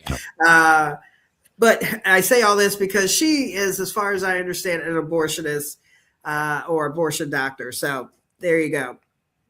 Yeah. You were saying you don't know how they vote before they take a vote. Well, they always take a vote before they vote, because then they know what they're going to look like when they go out on the floor and actually make the vote. I mean, right. the commissioners, when they come out to the commissioners meeting, they already know pretty much how they're going to vote, and they know what each other are going to vote. So in many ways, it's kind of like watching a wrestling match. Yeah. It's like the same guy who owns the arena owns the contracts on both wrestlers who are facing themselves in the ring. And we all know it's fixed, but gosh, we love to watch the high flies, Right. And we love the game. I was being deeply sarcastic. I'm sure you got that, but was like, what are you talking about, lady? Yeah. So you're all in on Christine Drazen. Marty, are you all in on Christine Drazen? Well, if she's a Republican nominee, yes. Okay. Me too. I basically said, I had a big problem with Ed Deal, and I had a lot of problems with Ed Deal supporters because not only were they mean, vicious, and annoying, but when they were doing their no tax petition gathering, and they were crowing about the fact that their grassroots effort that, they had $300,000 of grassroots money somehow. Their grassroots efforts got 120,000 signatures in 2 months. And I'm going, if you would have taken the IP37 petitions to at least half of those, we'd be on the ballot this November as well if you just helped out. So Ed, we actually asked him this question at the governor debate in Marshfield. So what do you have against end vote by mail? Do you think vote by mail is actually a good thing? And he hemmed and hawed. And he said, well, nobody in Oregon would vote by mail. It just, it'll never get on the ballot. And if it did, nobody would vote for it. I'm going, well, tell you what, why don't you put it on the ballot, and then we'll find out if anybody does vote for it. That's kind of what the whole idea is about. You ask the question of every person that's a registered voter. That's why I keep doing advisory ballot measures in Coos County. It's like, don't guess what the voters want. Ask them what they think. Mm-hmm. That's what killed me. He could have made this a pro-democracy answer, and he really screwed that up, Marty. He really screwed that up. It could have been a pro-democracy answer. Yeah, and he could have just said, and then the thing was, he's going, I'd like to see it go back to, in-person voting so I could go vote with my grandchildren. And I'm like going, if you'd read IP37, that's exactly what we're trying to do. But anyway. But the biggest problem I had is I know some of the people that were gathering signatures, and they were explicitly told that they cannot gather signatures for IP37. You want to do the other ones, that's fine, but you can't touch IP37. Some of them actually had to sign a contract to do that. And I'm like going, wow, talk about suppressing the voters. I mean, when I was gathering signatures, I didn't particularly care for some of them because I thought they were goofy. But if you want to sign them, go right ahead. I'm not going to dissuade you from doing it. I'm just going to go, hey, here's what this one's for. Here's what that one's for. If you like it, sign it. If you don't like it, don't sign it. I'm not here to educate. I'm just here to get signatures. And, that's, I was kind of, if they had put in, 1/10 of the effort that they put into doing the no tax thing, which, by the way, okay, they'll get into the legislative session and they'll do it all over again because this didn't stop them from doing anything. Nope. It just basically said, all these people in Oregon said, hey, you suck. And they're going, yeah, we know we suck and we don't have to care. So they'll get into legislative session and they'll pass another $4.5 billion tax because they don't have to care. But anyway, they will do it. And that was the worst part of it, is they left the mechanism for the tax in place and they should have took away that whole machinery. That was stupid. And it was, I forget what Ed's reasoning was behind it, but I thought it was lousy reasoning. He could have done just as well taking out the whole entire bill. And I got to speak to Ed Wednesday, the Tuesday after the election. He called me up and he was in pretty good spirits. And I gave him shit. I said, well, hey, at least you don't have to put up with a bunch of assholes this summer. I mean, look in the bright side. He did think that was pretty funny. So he said he was going to continue on the initiatives and that he'll keep moving on this. And so I was kind of thrilled by that. But yeah, I was so disappointed with him. I was, you know what I mean? It was like by the end, I think I almost voted for David Medina at that point. You know what I mean? It was like, fuck it. I want the guy who's telling everybody to go screw themselves. That's the guy I want. Right. Because I voted for Bethel in the primary because when she was in the debate, I thought she was the one that made the most sense. She was a county commissioner. She fixed problems. She looked at problems and said, here's our problem and here's how we fixed it or here's how we tried to fix it. And it was not no politicking. It was like, I've seen these problems. I've seen how these problems happen. This is how I think we can take action to get rid of these problems. And I was like, you know what? That's common sense. Or actually, I think both you and I should stop saying the phrase common sense because it's not common anymore. So let's just go back to saying it's sense. It's sense. I mean, I obviously I got to meet all of the candidates. I think everyone, and I'm sorry that was your experience of the Ed Deal supporters. Yeah. I got to know a few of them on obviously a different level. I always thought they were polite and extremely helpful, but at the end of the day, competition brings out the worst in us sometimes. So I'm going to chalk it up to that. And it wasn't every single Ed Deal supporter I ran into. It's just that there was a couple of them, especially up at the upper echelons, that were like, if you said anything derogatory about Ed, they would just go after you with all sorts of slurs, insults, and and anything. I'll be honest with you, the Christine Drazen people, I've made a few comments. I think I made a post. I'm going to vote for Drazen, and when she loses, I can't wait to hear their excuse. And I was being sarcastic. It was just me letting off some steam, and some lady gets on there. You're a real sore loser. Just shut up and get out and campaign for her. And I wrote back, yeah, thank you for displaying the exact reason why people don't want to get involved and don't want to support her. I'll be waiting for my apology. Otherwise, it could cost your candidate a vote. She never got back to me. Well, I basically, and I've said all along, it's like, okay, so I voted for Bethel, and I said all along, whoever wins the Republican primary, I'm going to vote for him, even if I have to hold my nose, because that's what we have to do. But I was going for Bethel because she made the most sense. My number 2 choice was Medina, because I like he's a firebrand and he has a lot of great ideas, but he's certainly not a seasoned politician, because when you were doing the debate, it was like he would start off everything with well, the Democrats are corrupt and da da da da da. And I'm like, you don't have to keep beating that one into the ground. You're at a Republican debate. We all know. You're preaching to the choir, right? So well, I mean, I think I think, maybe next time he'll run for a House or Oregon House or a senator seat. I think that would be a great practice for him.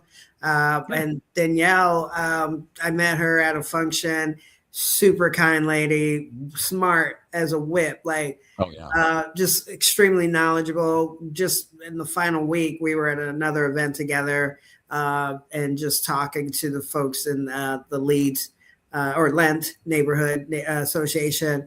And it's outside of my district, but it's always good practice. And she was there, and we started talking about the bull run, and like she gave line by line, like this whole history lesson on the bull run filtration system, like just like encyclopedic level knowledge, cost, I mean, everything about it. It was just like, oh my gosh, this woman needs to, like, she's amazing.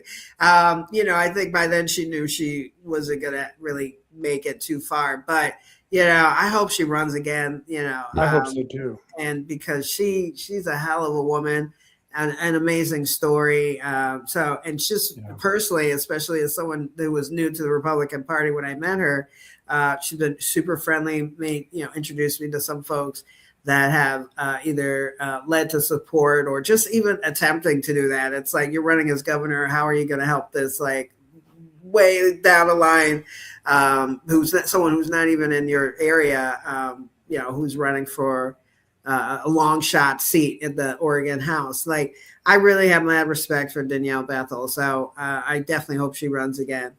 I think she was the most qualified candidate, and I thought she was the most deserving candidate. And if the other two weren't in the race, I would have voted for her definitely. It was weird though that she got 2%, little over 2%, and Ed Medina got 4%. I was expecting her to beat Medina. Did you think that was going to be different, or do you think it turned out the way you thought it was going to? Well, as far as what I've been seeing in polls, at least in that last week, she had been at about 2%. That's wild. Yeah. And so she basically landed where, at least for the last week or so prior, that she had been getting. So it wasn't, and even in talking to her, it just was clear, like, it was what it was. So it wasn't something that she was terribly shocked by. But hey, top four, that's something to say. Yeah. Because if you remember how long that list was, it was like 14. Who are these people? I met some of them, but it definitely was like, who are some of these people? And then she was everywhere. I can brag about the fact that I'm in the top 3 in the clerk's race in Coos County. Yeah, of course, I mean, there's only 3 people running, but I'm in the top 3. Hezekiah. He says Bethel put Rob Taylor in his place.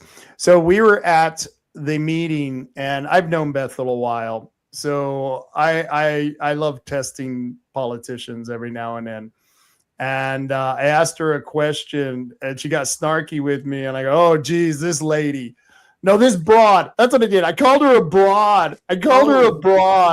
And she really got back at me. It was like, and I wanted her to, you know what I mean? That was really where I wanted to find out what kind of grit do you have? Because sometimes these politicians, if they're not willing to stand up for themselves, do you expect them to stand up for anyone else? And a lot of times I worry about that. And so Bethel, I didn't know her well enough to know if she was going to come back at me. And when people don't understand me, and they don't understand sometimes why I am the way I am, it's not because I'm just being an asshole. I want to find out what she's made of. And I'm being an asshole. Yeah, I was going to say, I think the first component is probably the largest part, though. Yeah. It's like, and I'm definitely being an asshole, and et cetera, et cetera. That's awesome. I think it was in a pretty exciting race. I guess we'll see. But I mean, if we could take the energy, 300,000, whatever the number of not so money, whatever it is that helped support it, it was the spirit of nonpartisanship that I would like to tap into to get Drazen over the line. Because ultimately, like I told you that story about the couple, it's like, I think Democrats who are in a very blue part of the world in Oregon are ready for something different. And they're realizing, Right. well, look at the fact that the unions haven't supported Kotak. Good point. Yeah, that's a yeah. very good point. And So I it think doesn't with mean her, obviously they're yeah. going to support Drazen, obviously, but that, I mean, they could definitely just sit out. And so we'll see. They did give her a list of demands that they want her to, because her Prosperity Council came up with, or is coming up with, like, recommendations. They just came out with the report, and then these unions had a response to the report, and so we'll see what she does. But yeah, I mean, some of it's very interesting. The Democrats are fighting amongst themselves. As like Victor Davis Henson, they're no longer the Democrats. They're the Jacobins, and now the moderates, quote unquote, centrists. I mean, they're all liberal left liberals, and versus like far left liberals, or slash DSA. I call them communists. I mean, let's just call it what it is. You know what I mean? Like, by the way, would you tell people what DSA stands for? Yeah, Democratic Socialists of America. Okay. So the Bernie Sanders is a friendly version of these guys. The ones we see here are the much meaner, and they will burn your house down, apparently, or car. God, that's nuts. What a strange time we are living in. Yeah, indeed. Yeah, I mean, the DSA is very similar to another socialist party that was kind of popular in Germany in the 40s, but a little bit, late 30s, early 40s. Yeah. I think I've heard of those folks. I can't think of their name right now, but I've read something somewhere about these guys. But and they're socialist. Yeah. The Workers' Party. The Democratic Socialist Workers' Party. I think I've heard of them. Yeah. Yes, absolutely. They had some snappy outfits. And they had the same propaganda against Jewish people. Weird. That's so weird. I don't know. It keeps coming up. It keeps coming back. Who's the guy who's running for? I forget which position he's running for, but he's got the SS swastika, and he makes these derogatory comments about Jews, but yet he claims to be a Democrat communist, and you're like, huh? Well, Peter something, I'm forgetting his last name. Yeah. But yeah, pretty both guy. I thought he tattooed over the thing because it started. Yeah. It was a problem. I don't know, America. We got to figure this out. Like, we can't keep having this. This is good. This is not what my mom and her family came here for. Like, literally, they left a war-torn country, Liberia, to avoid living through a civil war that went on for 20 years. And my mom passed this year, but she came visit me in Oregon last year, and I was telling her, ranting about the communists, and she's like looking at me like, communists? And every time I say it, I feel like Archie Bunker, and it's like, I see why he was always so like, hey, the communists. And it was like, basically I was like ranting, and she's like, communist? She probably hadn't heard that word since what, like maybe in her high school years. So it's like, what are you talking about communists for? But she was. I didn't know your parents were from Liberia and lived through that, or was seen part of that Civil War. That was brutal. That was brutal. Child soldiers, I remember. The kids going around with the AKs and stuff. Little bitty boys, 8 years old. Oh, that was horrible. Yep. So that went on for 20 years. So fortunately, she had met my dad and was in America when all that kicked off. But when I was, I don't know, the year before the war kicked off, we had talked about me going back home to see Liberia. And of course, when it kicked off, my dad was like, absolutely not. Absolutely, like, forget about it. And so I've literally never been to Liberia, just because my whole life, for half of my life, I should say, it's been under civil war. And now it's in his humanitarian crisis. I I forgot all about the Democrat. There's also the yeah. So, yeah, the things that it's like, I can't believe we're talking about this. Like, I can't believe we're talking about this. Well, like you said, crazy. it's Archie Bunker. It's Archie Bunker all over again. And you're like, are you kidding me? I've lived so long that now Archie Bunker is the guy making sense in the room. Edith. I know. Yeah. But I'm super excited about the Spencer Pratt. Me too. I mean, I'm just going to assume he'll win on Tuesday. Like, the guy is like, the marketing is amazing. The energy, and hell, we can all drive down to California and vote. Like, because IDs are bad. So just remember that. Yeah, I'm driving. I got to drive down to California to do a booze run, so I'm just going to vote a couple hundred times before. A couple hundred times. Who's going to stop you, right? And I mean, I've seen it on social media. Of course, I'm joking, but I've seen it on social media where people are like, "Yeah, I'm going from Texas to California. I'm going to take a quick trip, come back."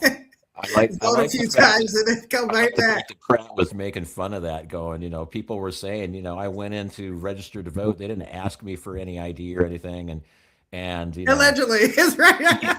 Allegedly, but he was making fun of it because all of a sudden now, like the Bass and the Newsoms of the California party are like going, oh, we have to be more rigorous about, vetting our voters. And it's like, hold on. Which is it? Take a look, guys. It was perfect. What are you talking about? Everything is fine. Nothing to see. Everything is fine. Nothing on fire.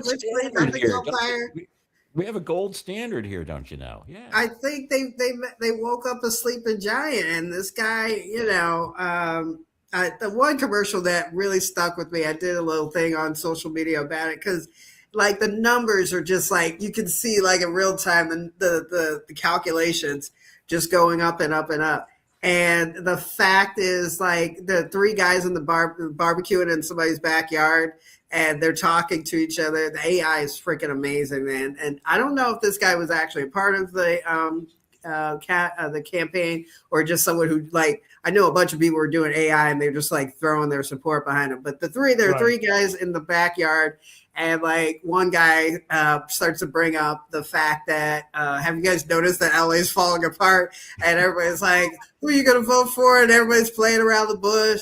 And like, no, they don't want to talk about it. And then like finally, like they crack open it. And it just landed so much because they were making valid points, but each time they had to say, I'm not MAGA or anything. I'm not MAGA or anything. And it's like, it's not MAGA that noticed needles on the street and people defecating in your yard. It's not MAGA to fucking just notice like crime happening. It's not like, it's crazy that this is what people have to tell themselves to be able to talk freely. Yeah, how many times do you run into MAGA hat wearing people in Portland doing anything? You know what I mean? Does that happen a lot? Yeah, right. Sure. I mean, vets can't even wear their baseball hats without getting harassed. I have a friend who went to the military, and I forgot the Navy, and she was wearing her Navy hat and walking around a few years ago, and she and her girlfriend got harassed. It's like, I can't even serve and wear a freaking baseball hat in Portland. So anyway, yeah, definitely there's not a ton of MAGA hats running around here, right? I got a Charlie Kirk t-shirt that I wear sparingly. Yeah. And just because, I mean, I like to get home to see my family at some point, right? Yeah. But my hope is that Spencer wins and we can build what I'm calling a West Coast common sense coalition.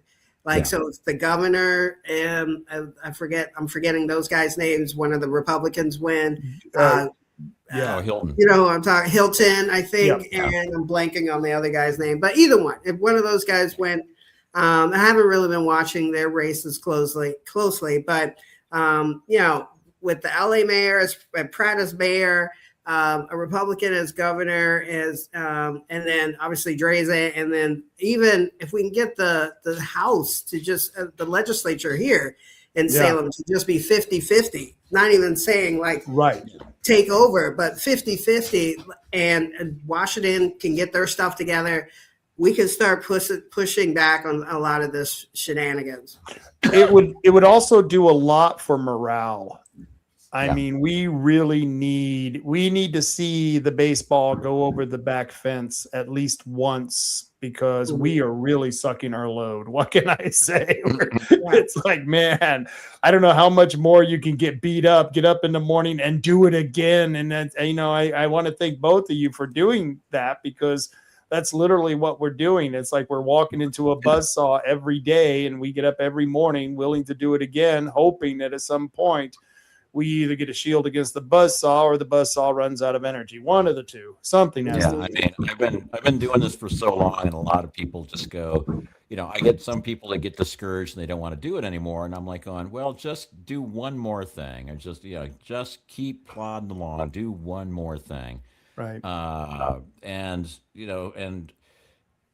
Basically, it's sort of, I always used to use the analogy of the avalanche.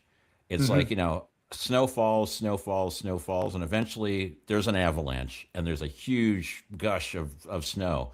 But there was that one snowflake that made the difference between that just being a big pile of snow and a devastating avalanche. So how do you know you're not that snowflake? And then I realized, my messaging is I'm calling you a snowflake. I'm sitting there listening to that analogy going, it would really work except for the fact that I'm calling him a snowflake. But God, guys, I have really enjoyed this conversation. I don't want to keep you all on here too long because I want to get up tomorrow, enjoy the sun, and I know you guys probably have a lot to do. What are you doing tomorrow, Ciatta? Are you getting signatures? What are you doing?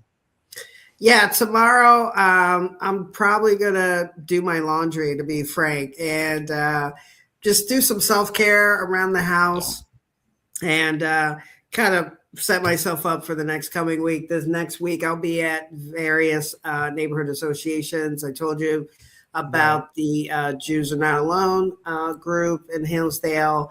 Later in the week, I'm going to another neighborhood association. So I'm just going to be hitting the ground running. And so I just want to set myself up to win. And that's kind of where it's going to be for the next couple of weeks. And then as we get further in the summer, door knocking, phone calls, all of those things are going to start ramping up. Hopefully you guys can make it out.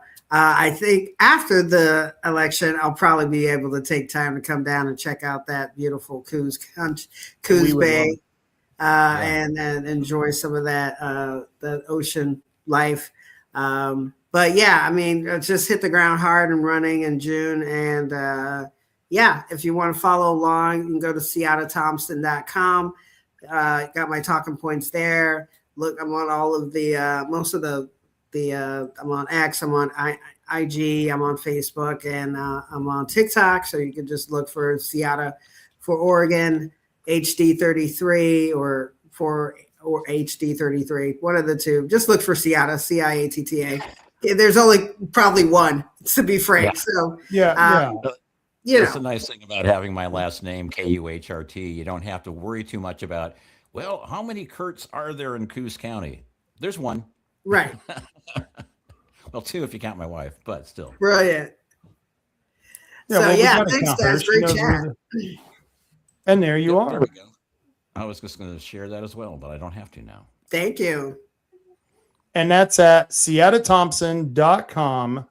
And there you go for the 33rd district. And thank you so much for running.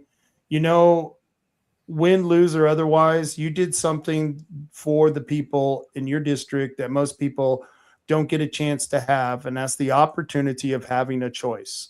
Yeah. You gave the people a choice, whether they take it or not. That's to their detriment or to their win. And you gave them that ability to have that choice. Yeah, I'm super thrilled and going to fight hard, and we'll see where it lands in November. That's great. I really, we're going to get up. We're going to have to take a road trip, Marty. That's, we're going to have to. Yep. Meet Michaela and Steve, and we'll head up north and we'll do some crazy stuff. We'll see if we can get attacked by Antifa. Hey, if you're lucky. We'll have Ciatta film us getting attacked by Antifa, and we'll finally get that viral video that we've been looking for. Don't tempt me with a good time. All right, guys, it's been a great pleasure. Thanks for the invite. I hope you guys have a great weekend. Yeah, I Oh, mean, thank you so much. And it's always great having you on. I really love our time together, and I'm really so thankful that you ran and you're doing such a great job. And it's just like I now know what it's like to run, and let me tell you, Mm. it's not a pleasant experience. So It's a second it's job. it I mean, is. I'm, it's literally why you see retired folks and people who have a ton of money who don't have to clock in, because I literally run from one thing, from my job to another thing, or from a thing to my job. And I mean, it's between all of that. It's like my body's like, okay, when did we yeah, get to sleep? When did we get to do like basic grocery shopping, like these type of things? I was just going to say, on the campaign trail, I tend to put on weight. And I did that this last year. Because I was getting all those petition signatures and I was spending so much time at the headquarters and stuff, I was eating out. And I mean, I was starting to bulk up. So I just, it was like smaller things, smaller portions, just make it smaller. But I'm still eating like crap, but you don't have the time to cook. You don't have the time to go to the store and make a decent meal. Mm-hmm. yeah. So take No, I care mean, of yourselves, gents. You got it. Yeah. Thank you. And we'll see you next time. Okay. All right. Have a great one. Bye. All right. Take care. And ladies and gentlemen, that was Ciatta Thompson. Please vote for her if you're in the 33rd District of Oregon. She is a trooper. What a trooper. Yeah, I know. I mean, just absolutely fearless and a trooper, and and it's like it's great to listen to her because she has a lot of salient points, and she can get to the point and make it sound good in a quick manner. I know some people that can get to good points, but it takes them a long time, and at some point you just kind of lose interest and you go, well, whatever. But I wish she was. I was going to say though, I wish she was down here though. Wouldn't it be cool to have her down here running as a candidate? That would be the coolest thing, to be able to back her for a campaign. That would be just badass, I would run her against Court Boyce. That's what I would do. Oh, hey, Court Boyce was at the wind turbine meeting at the casino. Was he for or against it? I don't know. He slunk in, sat down at a table, talked to somebody for a little bit, and then slunk out. So I had no idea. I was not facing the direction he was. I was facing away from him. Yeah. And so Diane leans over and she's going, "Hey, Boyce is here." And I'm like, I didn't quite hear. And I'm like, and I look over my shoulder. And I'm like, oh crap! When did he sneak in? So he's very sneaky that way. He sent me a weird email, and it was a weird email. And he sent me like, we really need you, Rob. That one. Yeah. It was one of those. Did you get one of those?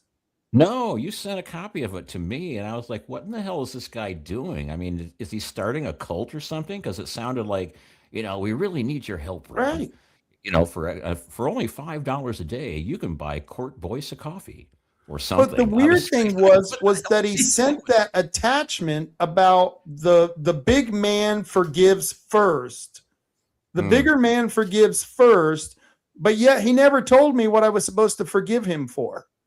I was so mad. It's like, or was he apologizing, but not in a way that one would expect from an apology? I'm like, so maybe he was thinking he was apologizing by saying he was the big man apologizing first, or was he waiting for you to be the big man to apologize so that he could be smug about it? There's something about, there's a lot of, most of the politicians around here rub me the wrong way. I'm not a fan of Boyce. I'm certainly not a fan of David Brock Smith. So, and then every time I see 3H Tree Service, I'm going, I wish Todd Vaughn would have won. I wish Todd Vaughn would have won. Yeah, because I see the tree cutting and I see the beard, and I'm going, I wish Todd Vaughn would have won. He would have been a Noah Robinson. Oh yeah. And yeah, we really missed it. Michaela says he was at Wyden's meeting too. No, not surprised.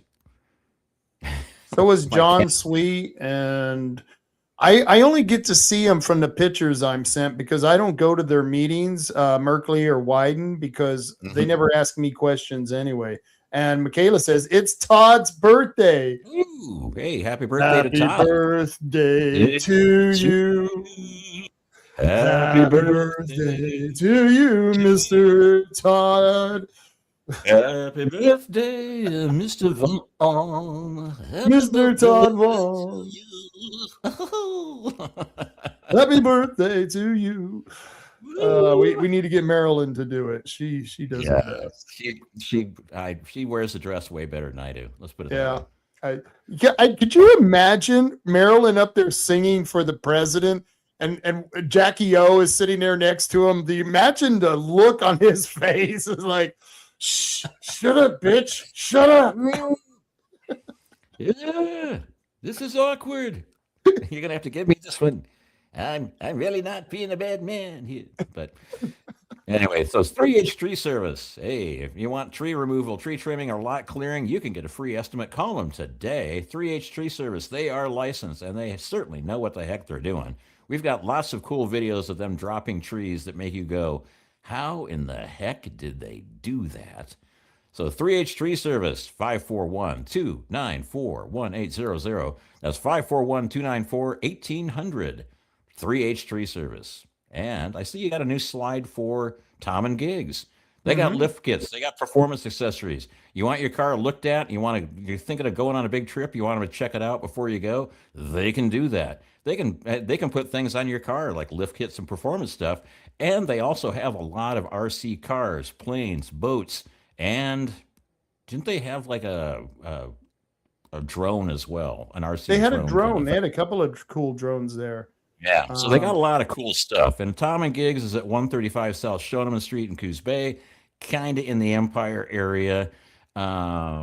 Expert installation, quality products, and your ride is worth it. Stop by today, Tom and Gigs. I actually kind of like that new slide. That's a good look. I do too. You know who did that? That was Grok. Really? So I did a really crappy one. Okay, so if you would have seen my crappy one that I did in PowerPoint, and then I took that and I made a picture of it and I sent it to Grok and I said, Grok, make this image more professional and cool and dynamic looking. And poof, there it is. It's amazing what they're going to put designers right out of work. Oh, I know. I mean, I actually had Grok do some graphic stuff for me as well. And it was like, oh, I just want this and this. And within 35 seconds, it pumped out something. I was just like, that's amazing. I mean, it's just like, okay, well, that's just really cool. So, I mean, like, let me go ahead and share this for a sec. Okay. So add the stage. Let me remove that. Okay. Add to stage. There you go. There it is. Okay. And let's see, I got to move this out of the way. But anyway, yeah, so this page here, I mean, this is basically, the Save Oregon Act. I bought the domain save-oregon-act.org and Save Oregon Act, one word, .org. And it redirects to IP37. So, we're doing the Save America Act, which is change voting across the nation. So the Save Oregon Act actually eventually points to the IP37 stuff. But I also put this on the main page or on one of the pages for my website for my campaign that basically said, here's what we're trying to do with IP37, so that it would be kind of attached to the Kuhrt for Clerk campaign webpage. But Grok designed this page in like 30 seconds. I was going to say, Marty, that was a nicely designed page. That looks nice. It's a hell of a lot better than the crap I design. I mean, let's look at that. See, there's what my webpage looks like. I suck. But anyway. Thank God for Grok. I can't wait till we're hooked up to the mainframe. Yeah, I know. I want that brain implant. I want the Grok-O-Matic 5000 brain is what I want. I'm afraid it would just reject me. It would just, like how you stick your card in and it says, we refuse to accept this. I would plug it in. They go, we refuse to accept this. Yeah, either that or it's like, like you push in the card and it refuses the card, or you plug it in and it's like, like every time I try to plug in a USB, it goes in the wrong way around, stuff like that, where it's like, and then it's just like, well, yeah, we are going to implant, artificial brain, but your brain's such a reject that there wasn't anything we can do with it. So, And the body's worn out. Your brain's screwed you, but buddy, you're in 1 foot in the grave and 1 foot on the banana peel. You're out of here. Yeah, we thought about it and we thought it was a huge waste of time, but thanks for applying. Thanks for applying. So I did the same thing with Herbal Choices. I took one of their ads and then I added the bottom part, the herbalchoices.com, must be 21 years or older. And this is what they spit out for me. I know. And I saw that and I was like, wow, that's a really nice slide. I like that. We're I could actually never getting do that. help. Yeah, we're getting help where we need it. Make things look good, and maybe we should have Grok do full videos for us, where it's like I'm loving the stuff that the guy running for mayor in LA is doing, or who's doing it for him, because there's some really good AI videos of I have not figured out the video things. Yeah, I've had a little problem, and I think it's in my description. The way I describe it in my head, the way I see it, doesn't quite come out on the screen. Sex was the same way. I know the way I saw it in my head just didn't play out the same way between the sheets. When I read it in penthouse form, it sounded like such a great idea. But where was that girl in the laundromat in my times? There was always some weird place they would always meet this girl, and there would always be two of them. And I'm like, yeah, right, dude, sure. I'm like, I met this girl, and I'm going, I can't even believe that part of the story. You're writing about it. We know you didn't do anything. Yeah. If you were really getting with the girls, you would be the photographer. The photographer is the one who's getting the action. We know the guy who's writing the letters. Yeah, if you're writing this letter, if you were actually having that kind of action, you wouldn't have time to write this letter. No. But I would admit, I would read some of them and go, wow, oh my gosh, there's no way this happened, but damn. Yeah. Well, I mean, that's why we watch like the Marvel movies. It's like, there's no way this could happen, but it's entertaining to think about it and watch it sometimes. I wonder, kids are growing up watching that CGI shit. You know what I mean? I don't know if it's going to make them better, because I see kids now doing, like, you ever watch them do that rock stuff where they jump from one rock or they jump from one building to another building? And I mean, we didn't do that as kids. I don't remember that. It just seems like they're taking risks that we never would have taken, because they see that CGI and their little brains go, oh man, I can do that. And of course, back then we didn't see it. So we're like, there's no way you could do that, dude. I don't know. I just think it's not fully realizing that, unlike a video game, there is no reset button or extra life button that works. But yeah, I mean, I see people doing parkour and I see people doing stunts where it's like off of buildings and things. I'm like, ooh, yeah, I could never see myself doing that. Now I've done some really stupid things with skateboards and skydiving and other things.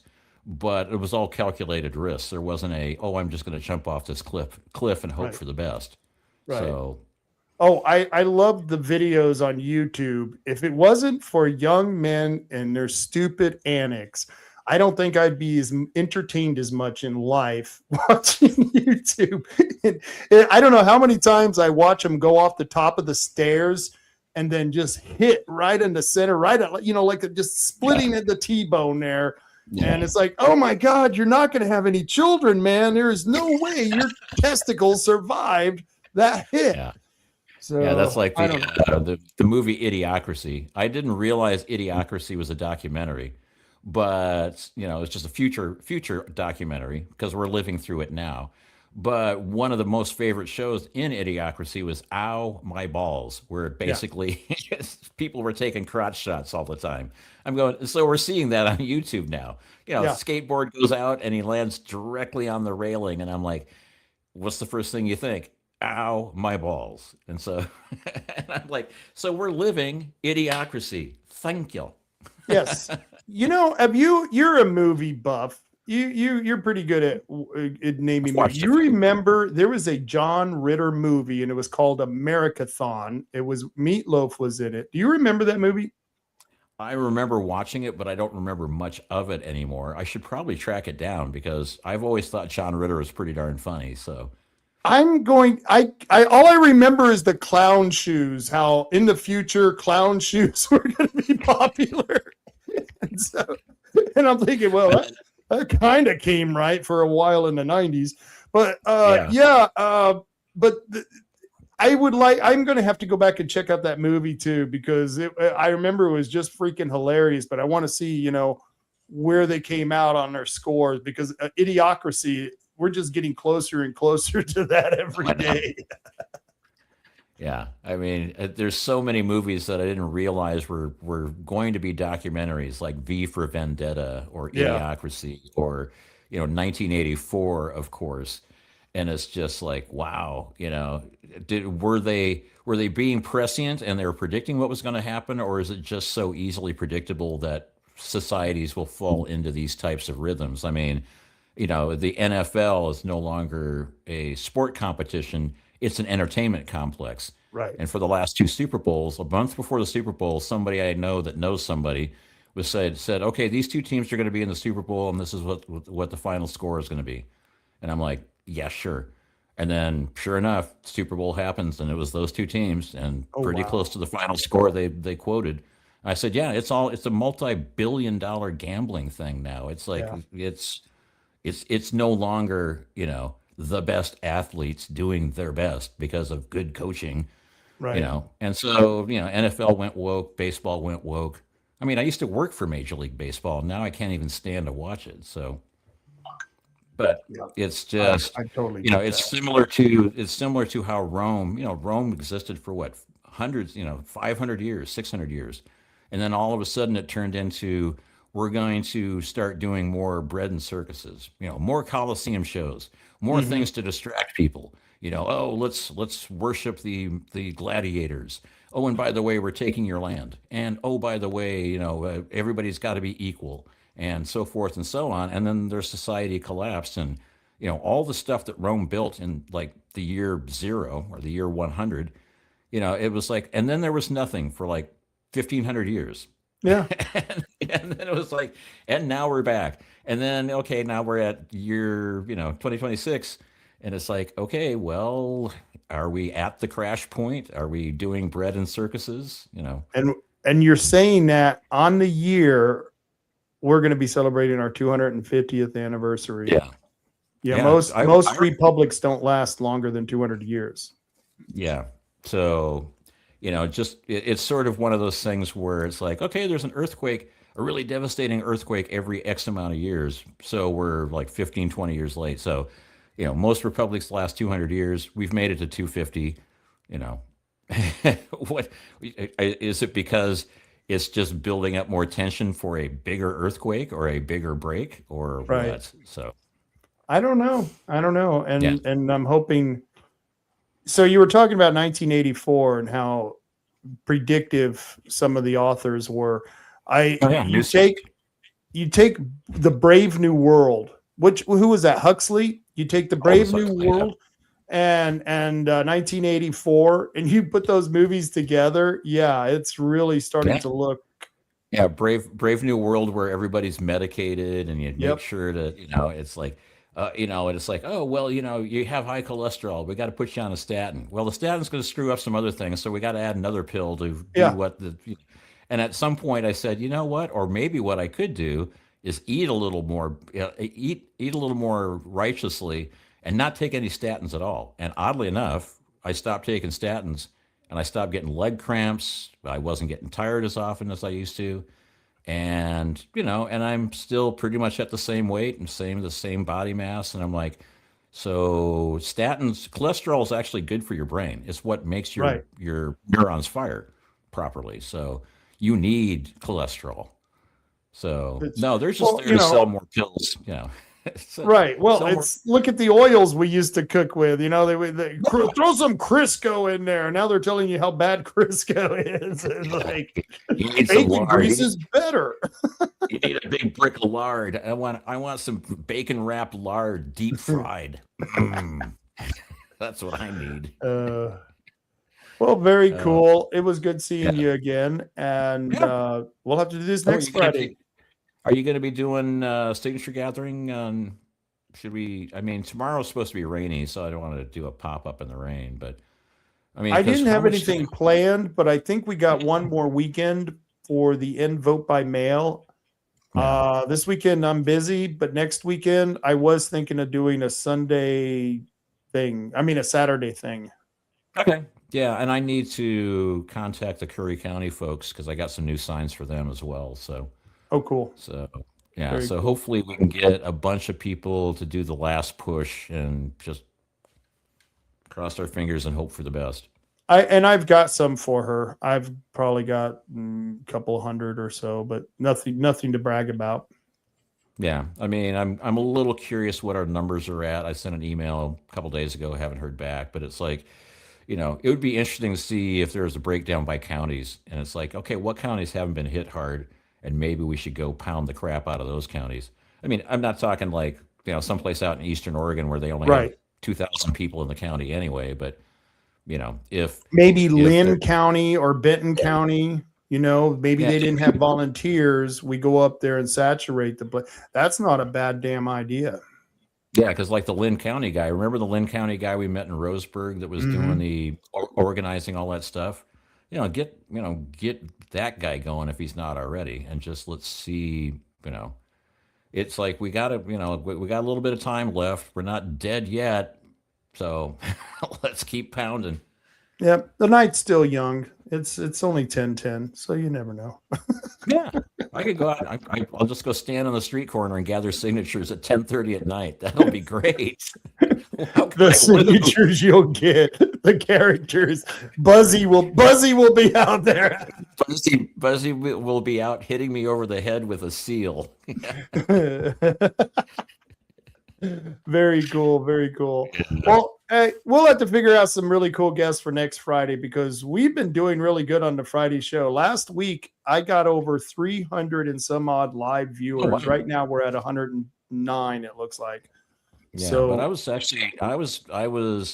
when you said, "Oh, Steve's going to be on the show," for some reason I didn't translate that to Steve Hammerson because I would have loved to have been on the show with him because he's in a runoff. He's made it past the first stage. I'm like, wow, we need Steve, and I was like, in hindsight, I was like, I wish I was on that show, but for some reason I thought it was going to be somebody that was going to be berating me for how I didn't run my campaign correctly. And I'm like, yeah, I don't need to hear that anymore. Thank you. Anymore. It's done. It's over with. Done. Get over it. We're over with. So I basically, since I knew I wasn't going to be on the show, I basically polished off a 12-pack of beers. So by the time the show got rolling, I was like, no, I won't be on the show. It was probably a good thing then. Steve was really, that was probably one of the best interviews I had him in here doing. That was really a good interview. And he went for like 3.5 hours. We talked. Yeah. I couldn't believe that. It was like, wow. I looked down and was like, this was a really damn good show. So yeah. And plus Ciatta. I saw it on Rumble. I was going to go watch it, and I was like, 3.5 hours? Who's got 3.5 hours to watch a show? I mean, come on. I've got a life to lead. Well, I pretend I have a life to lead, so I can pretend I'm busy doing stuff.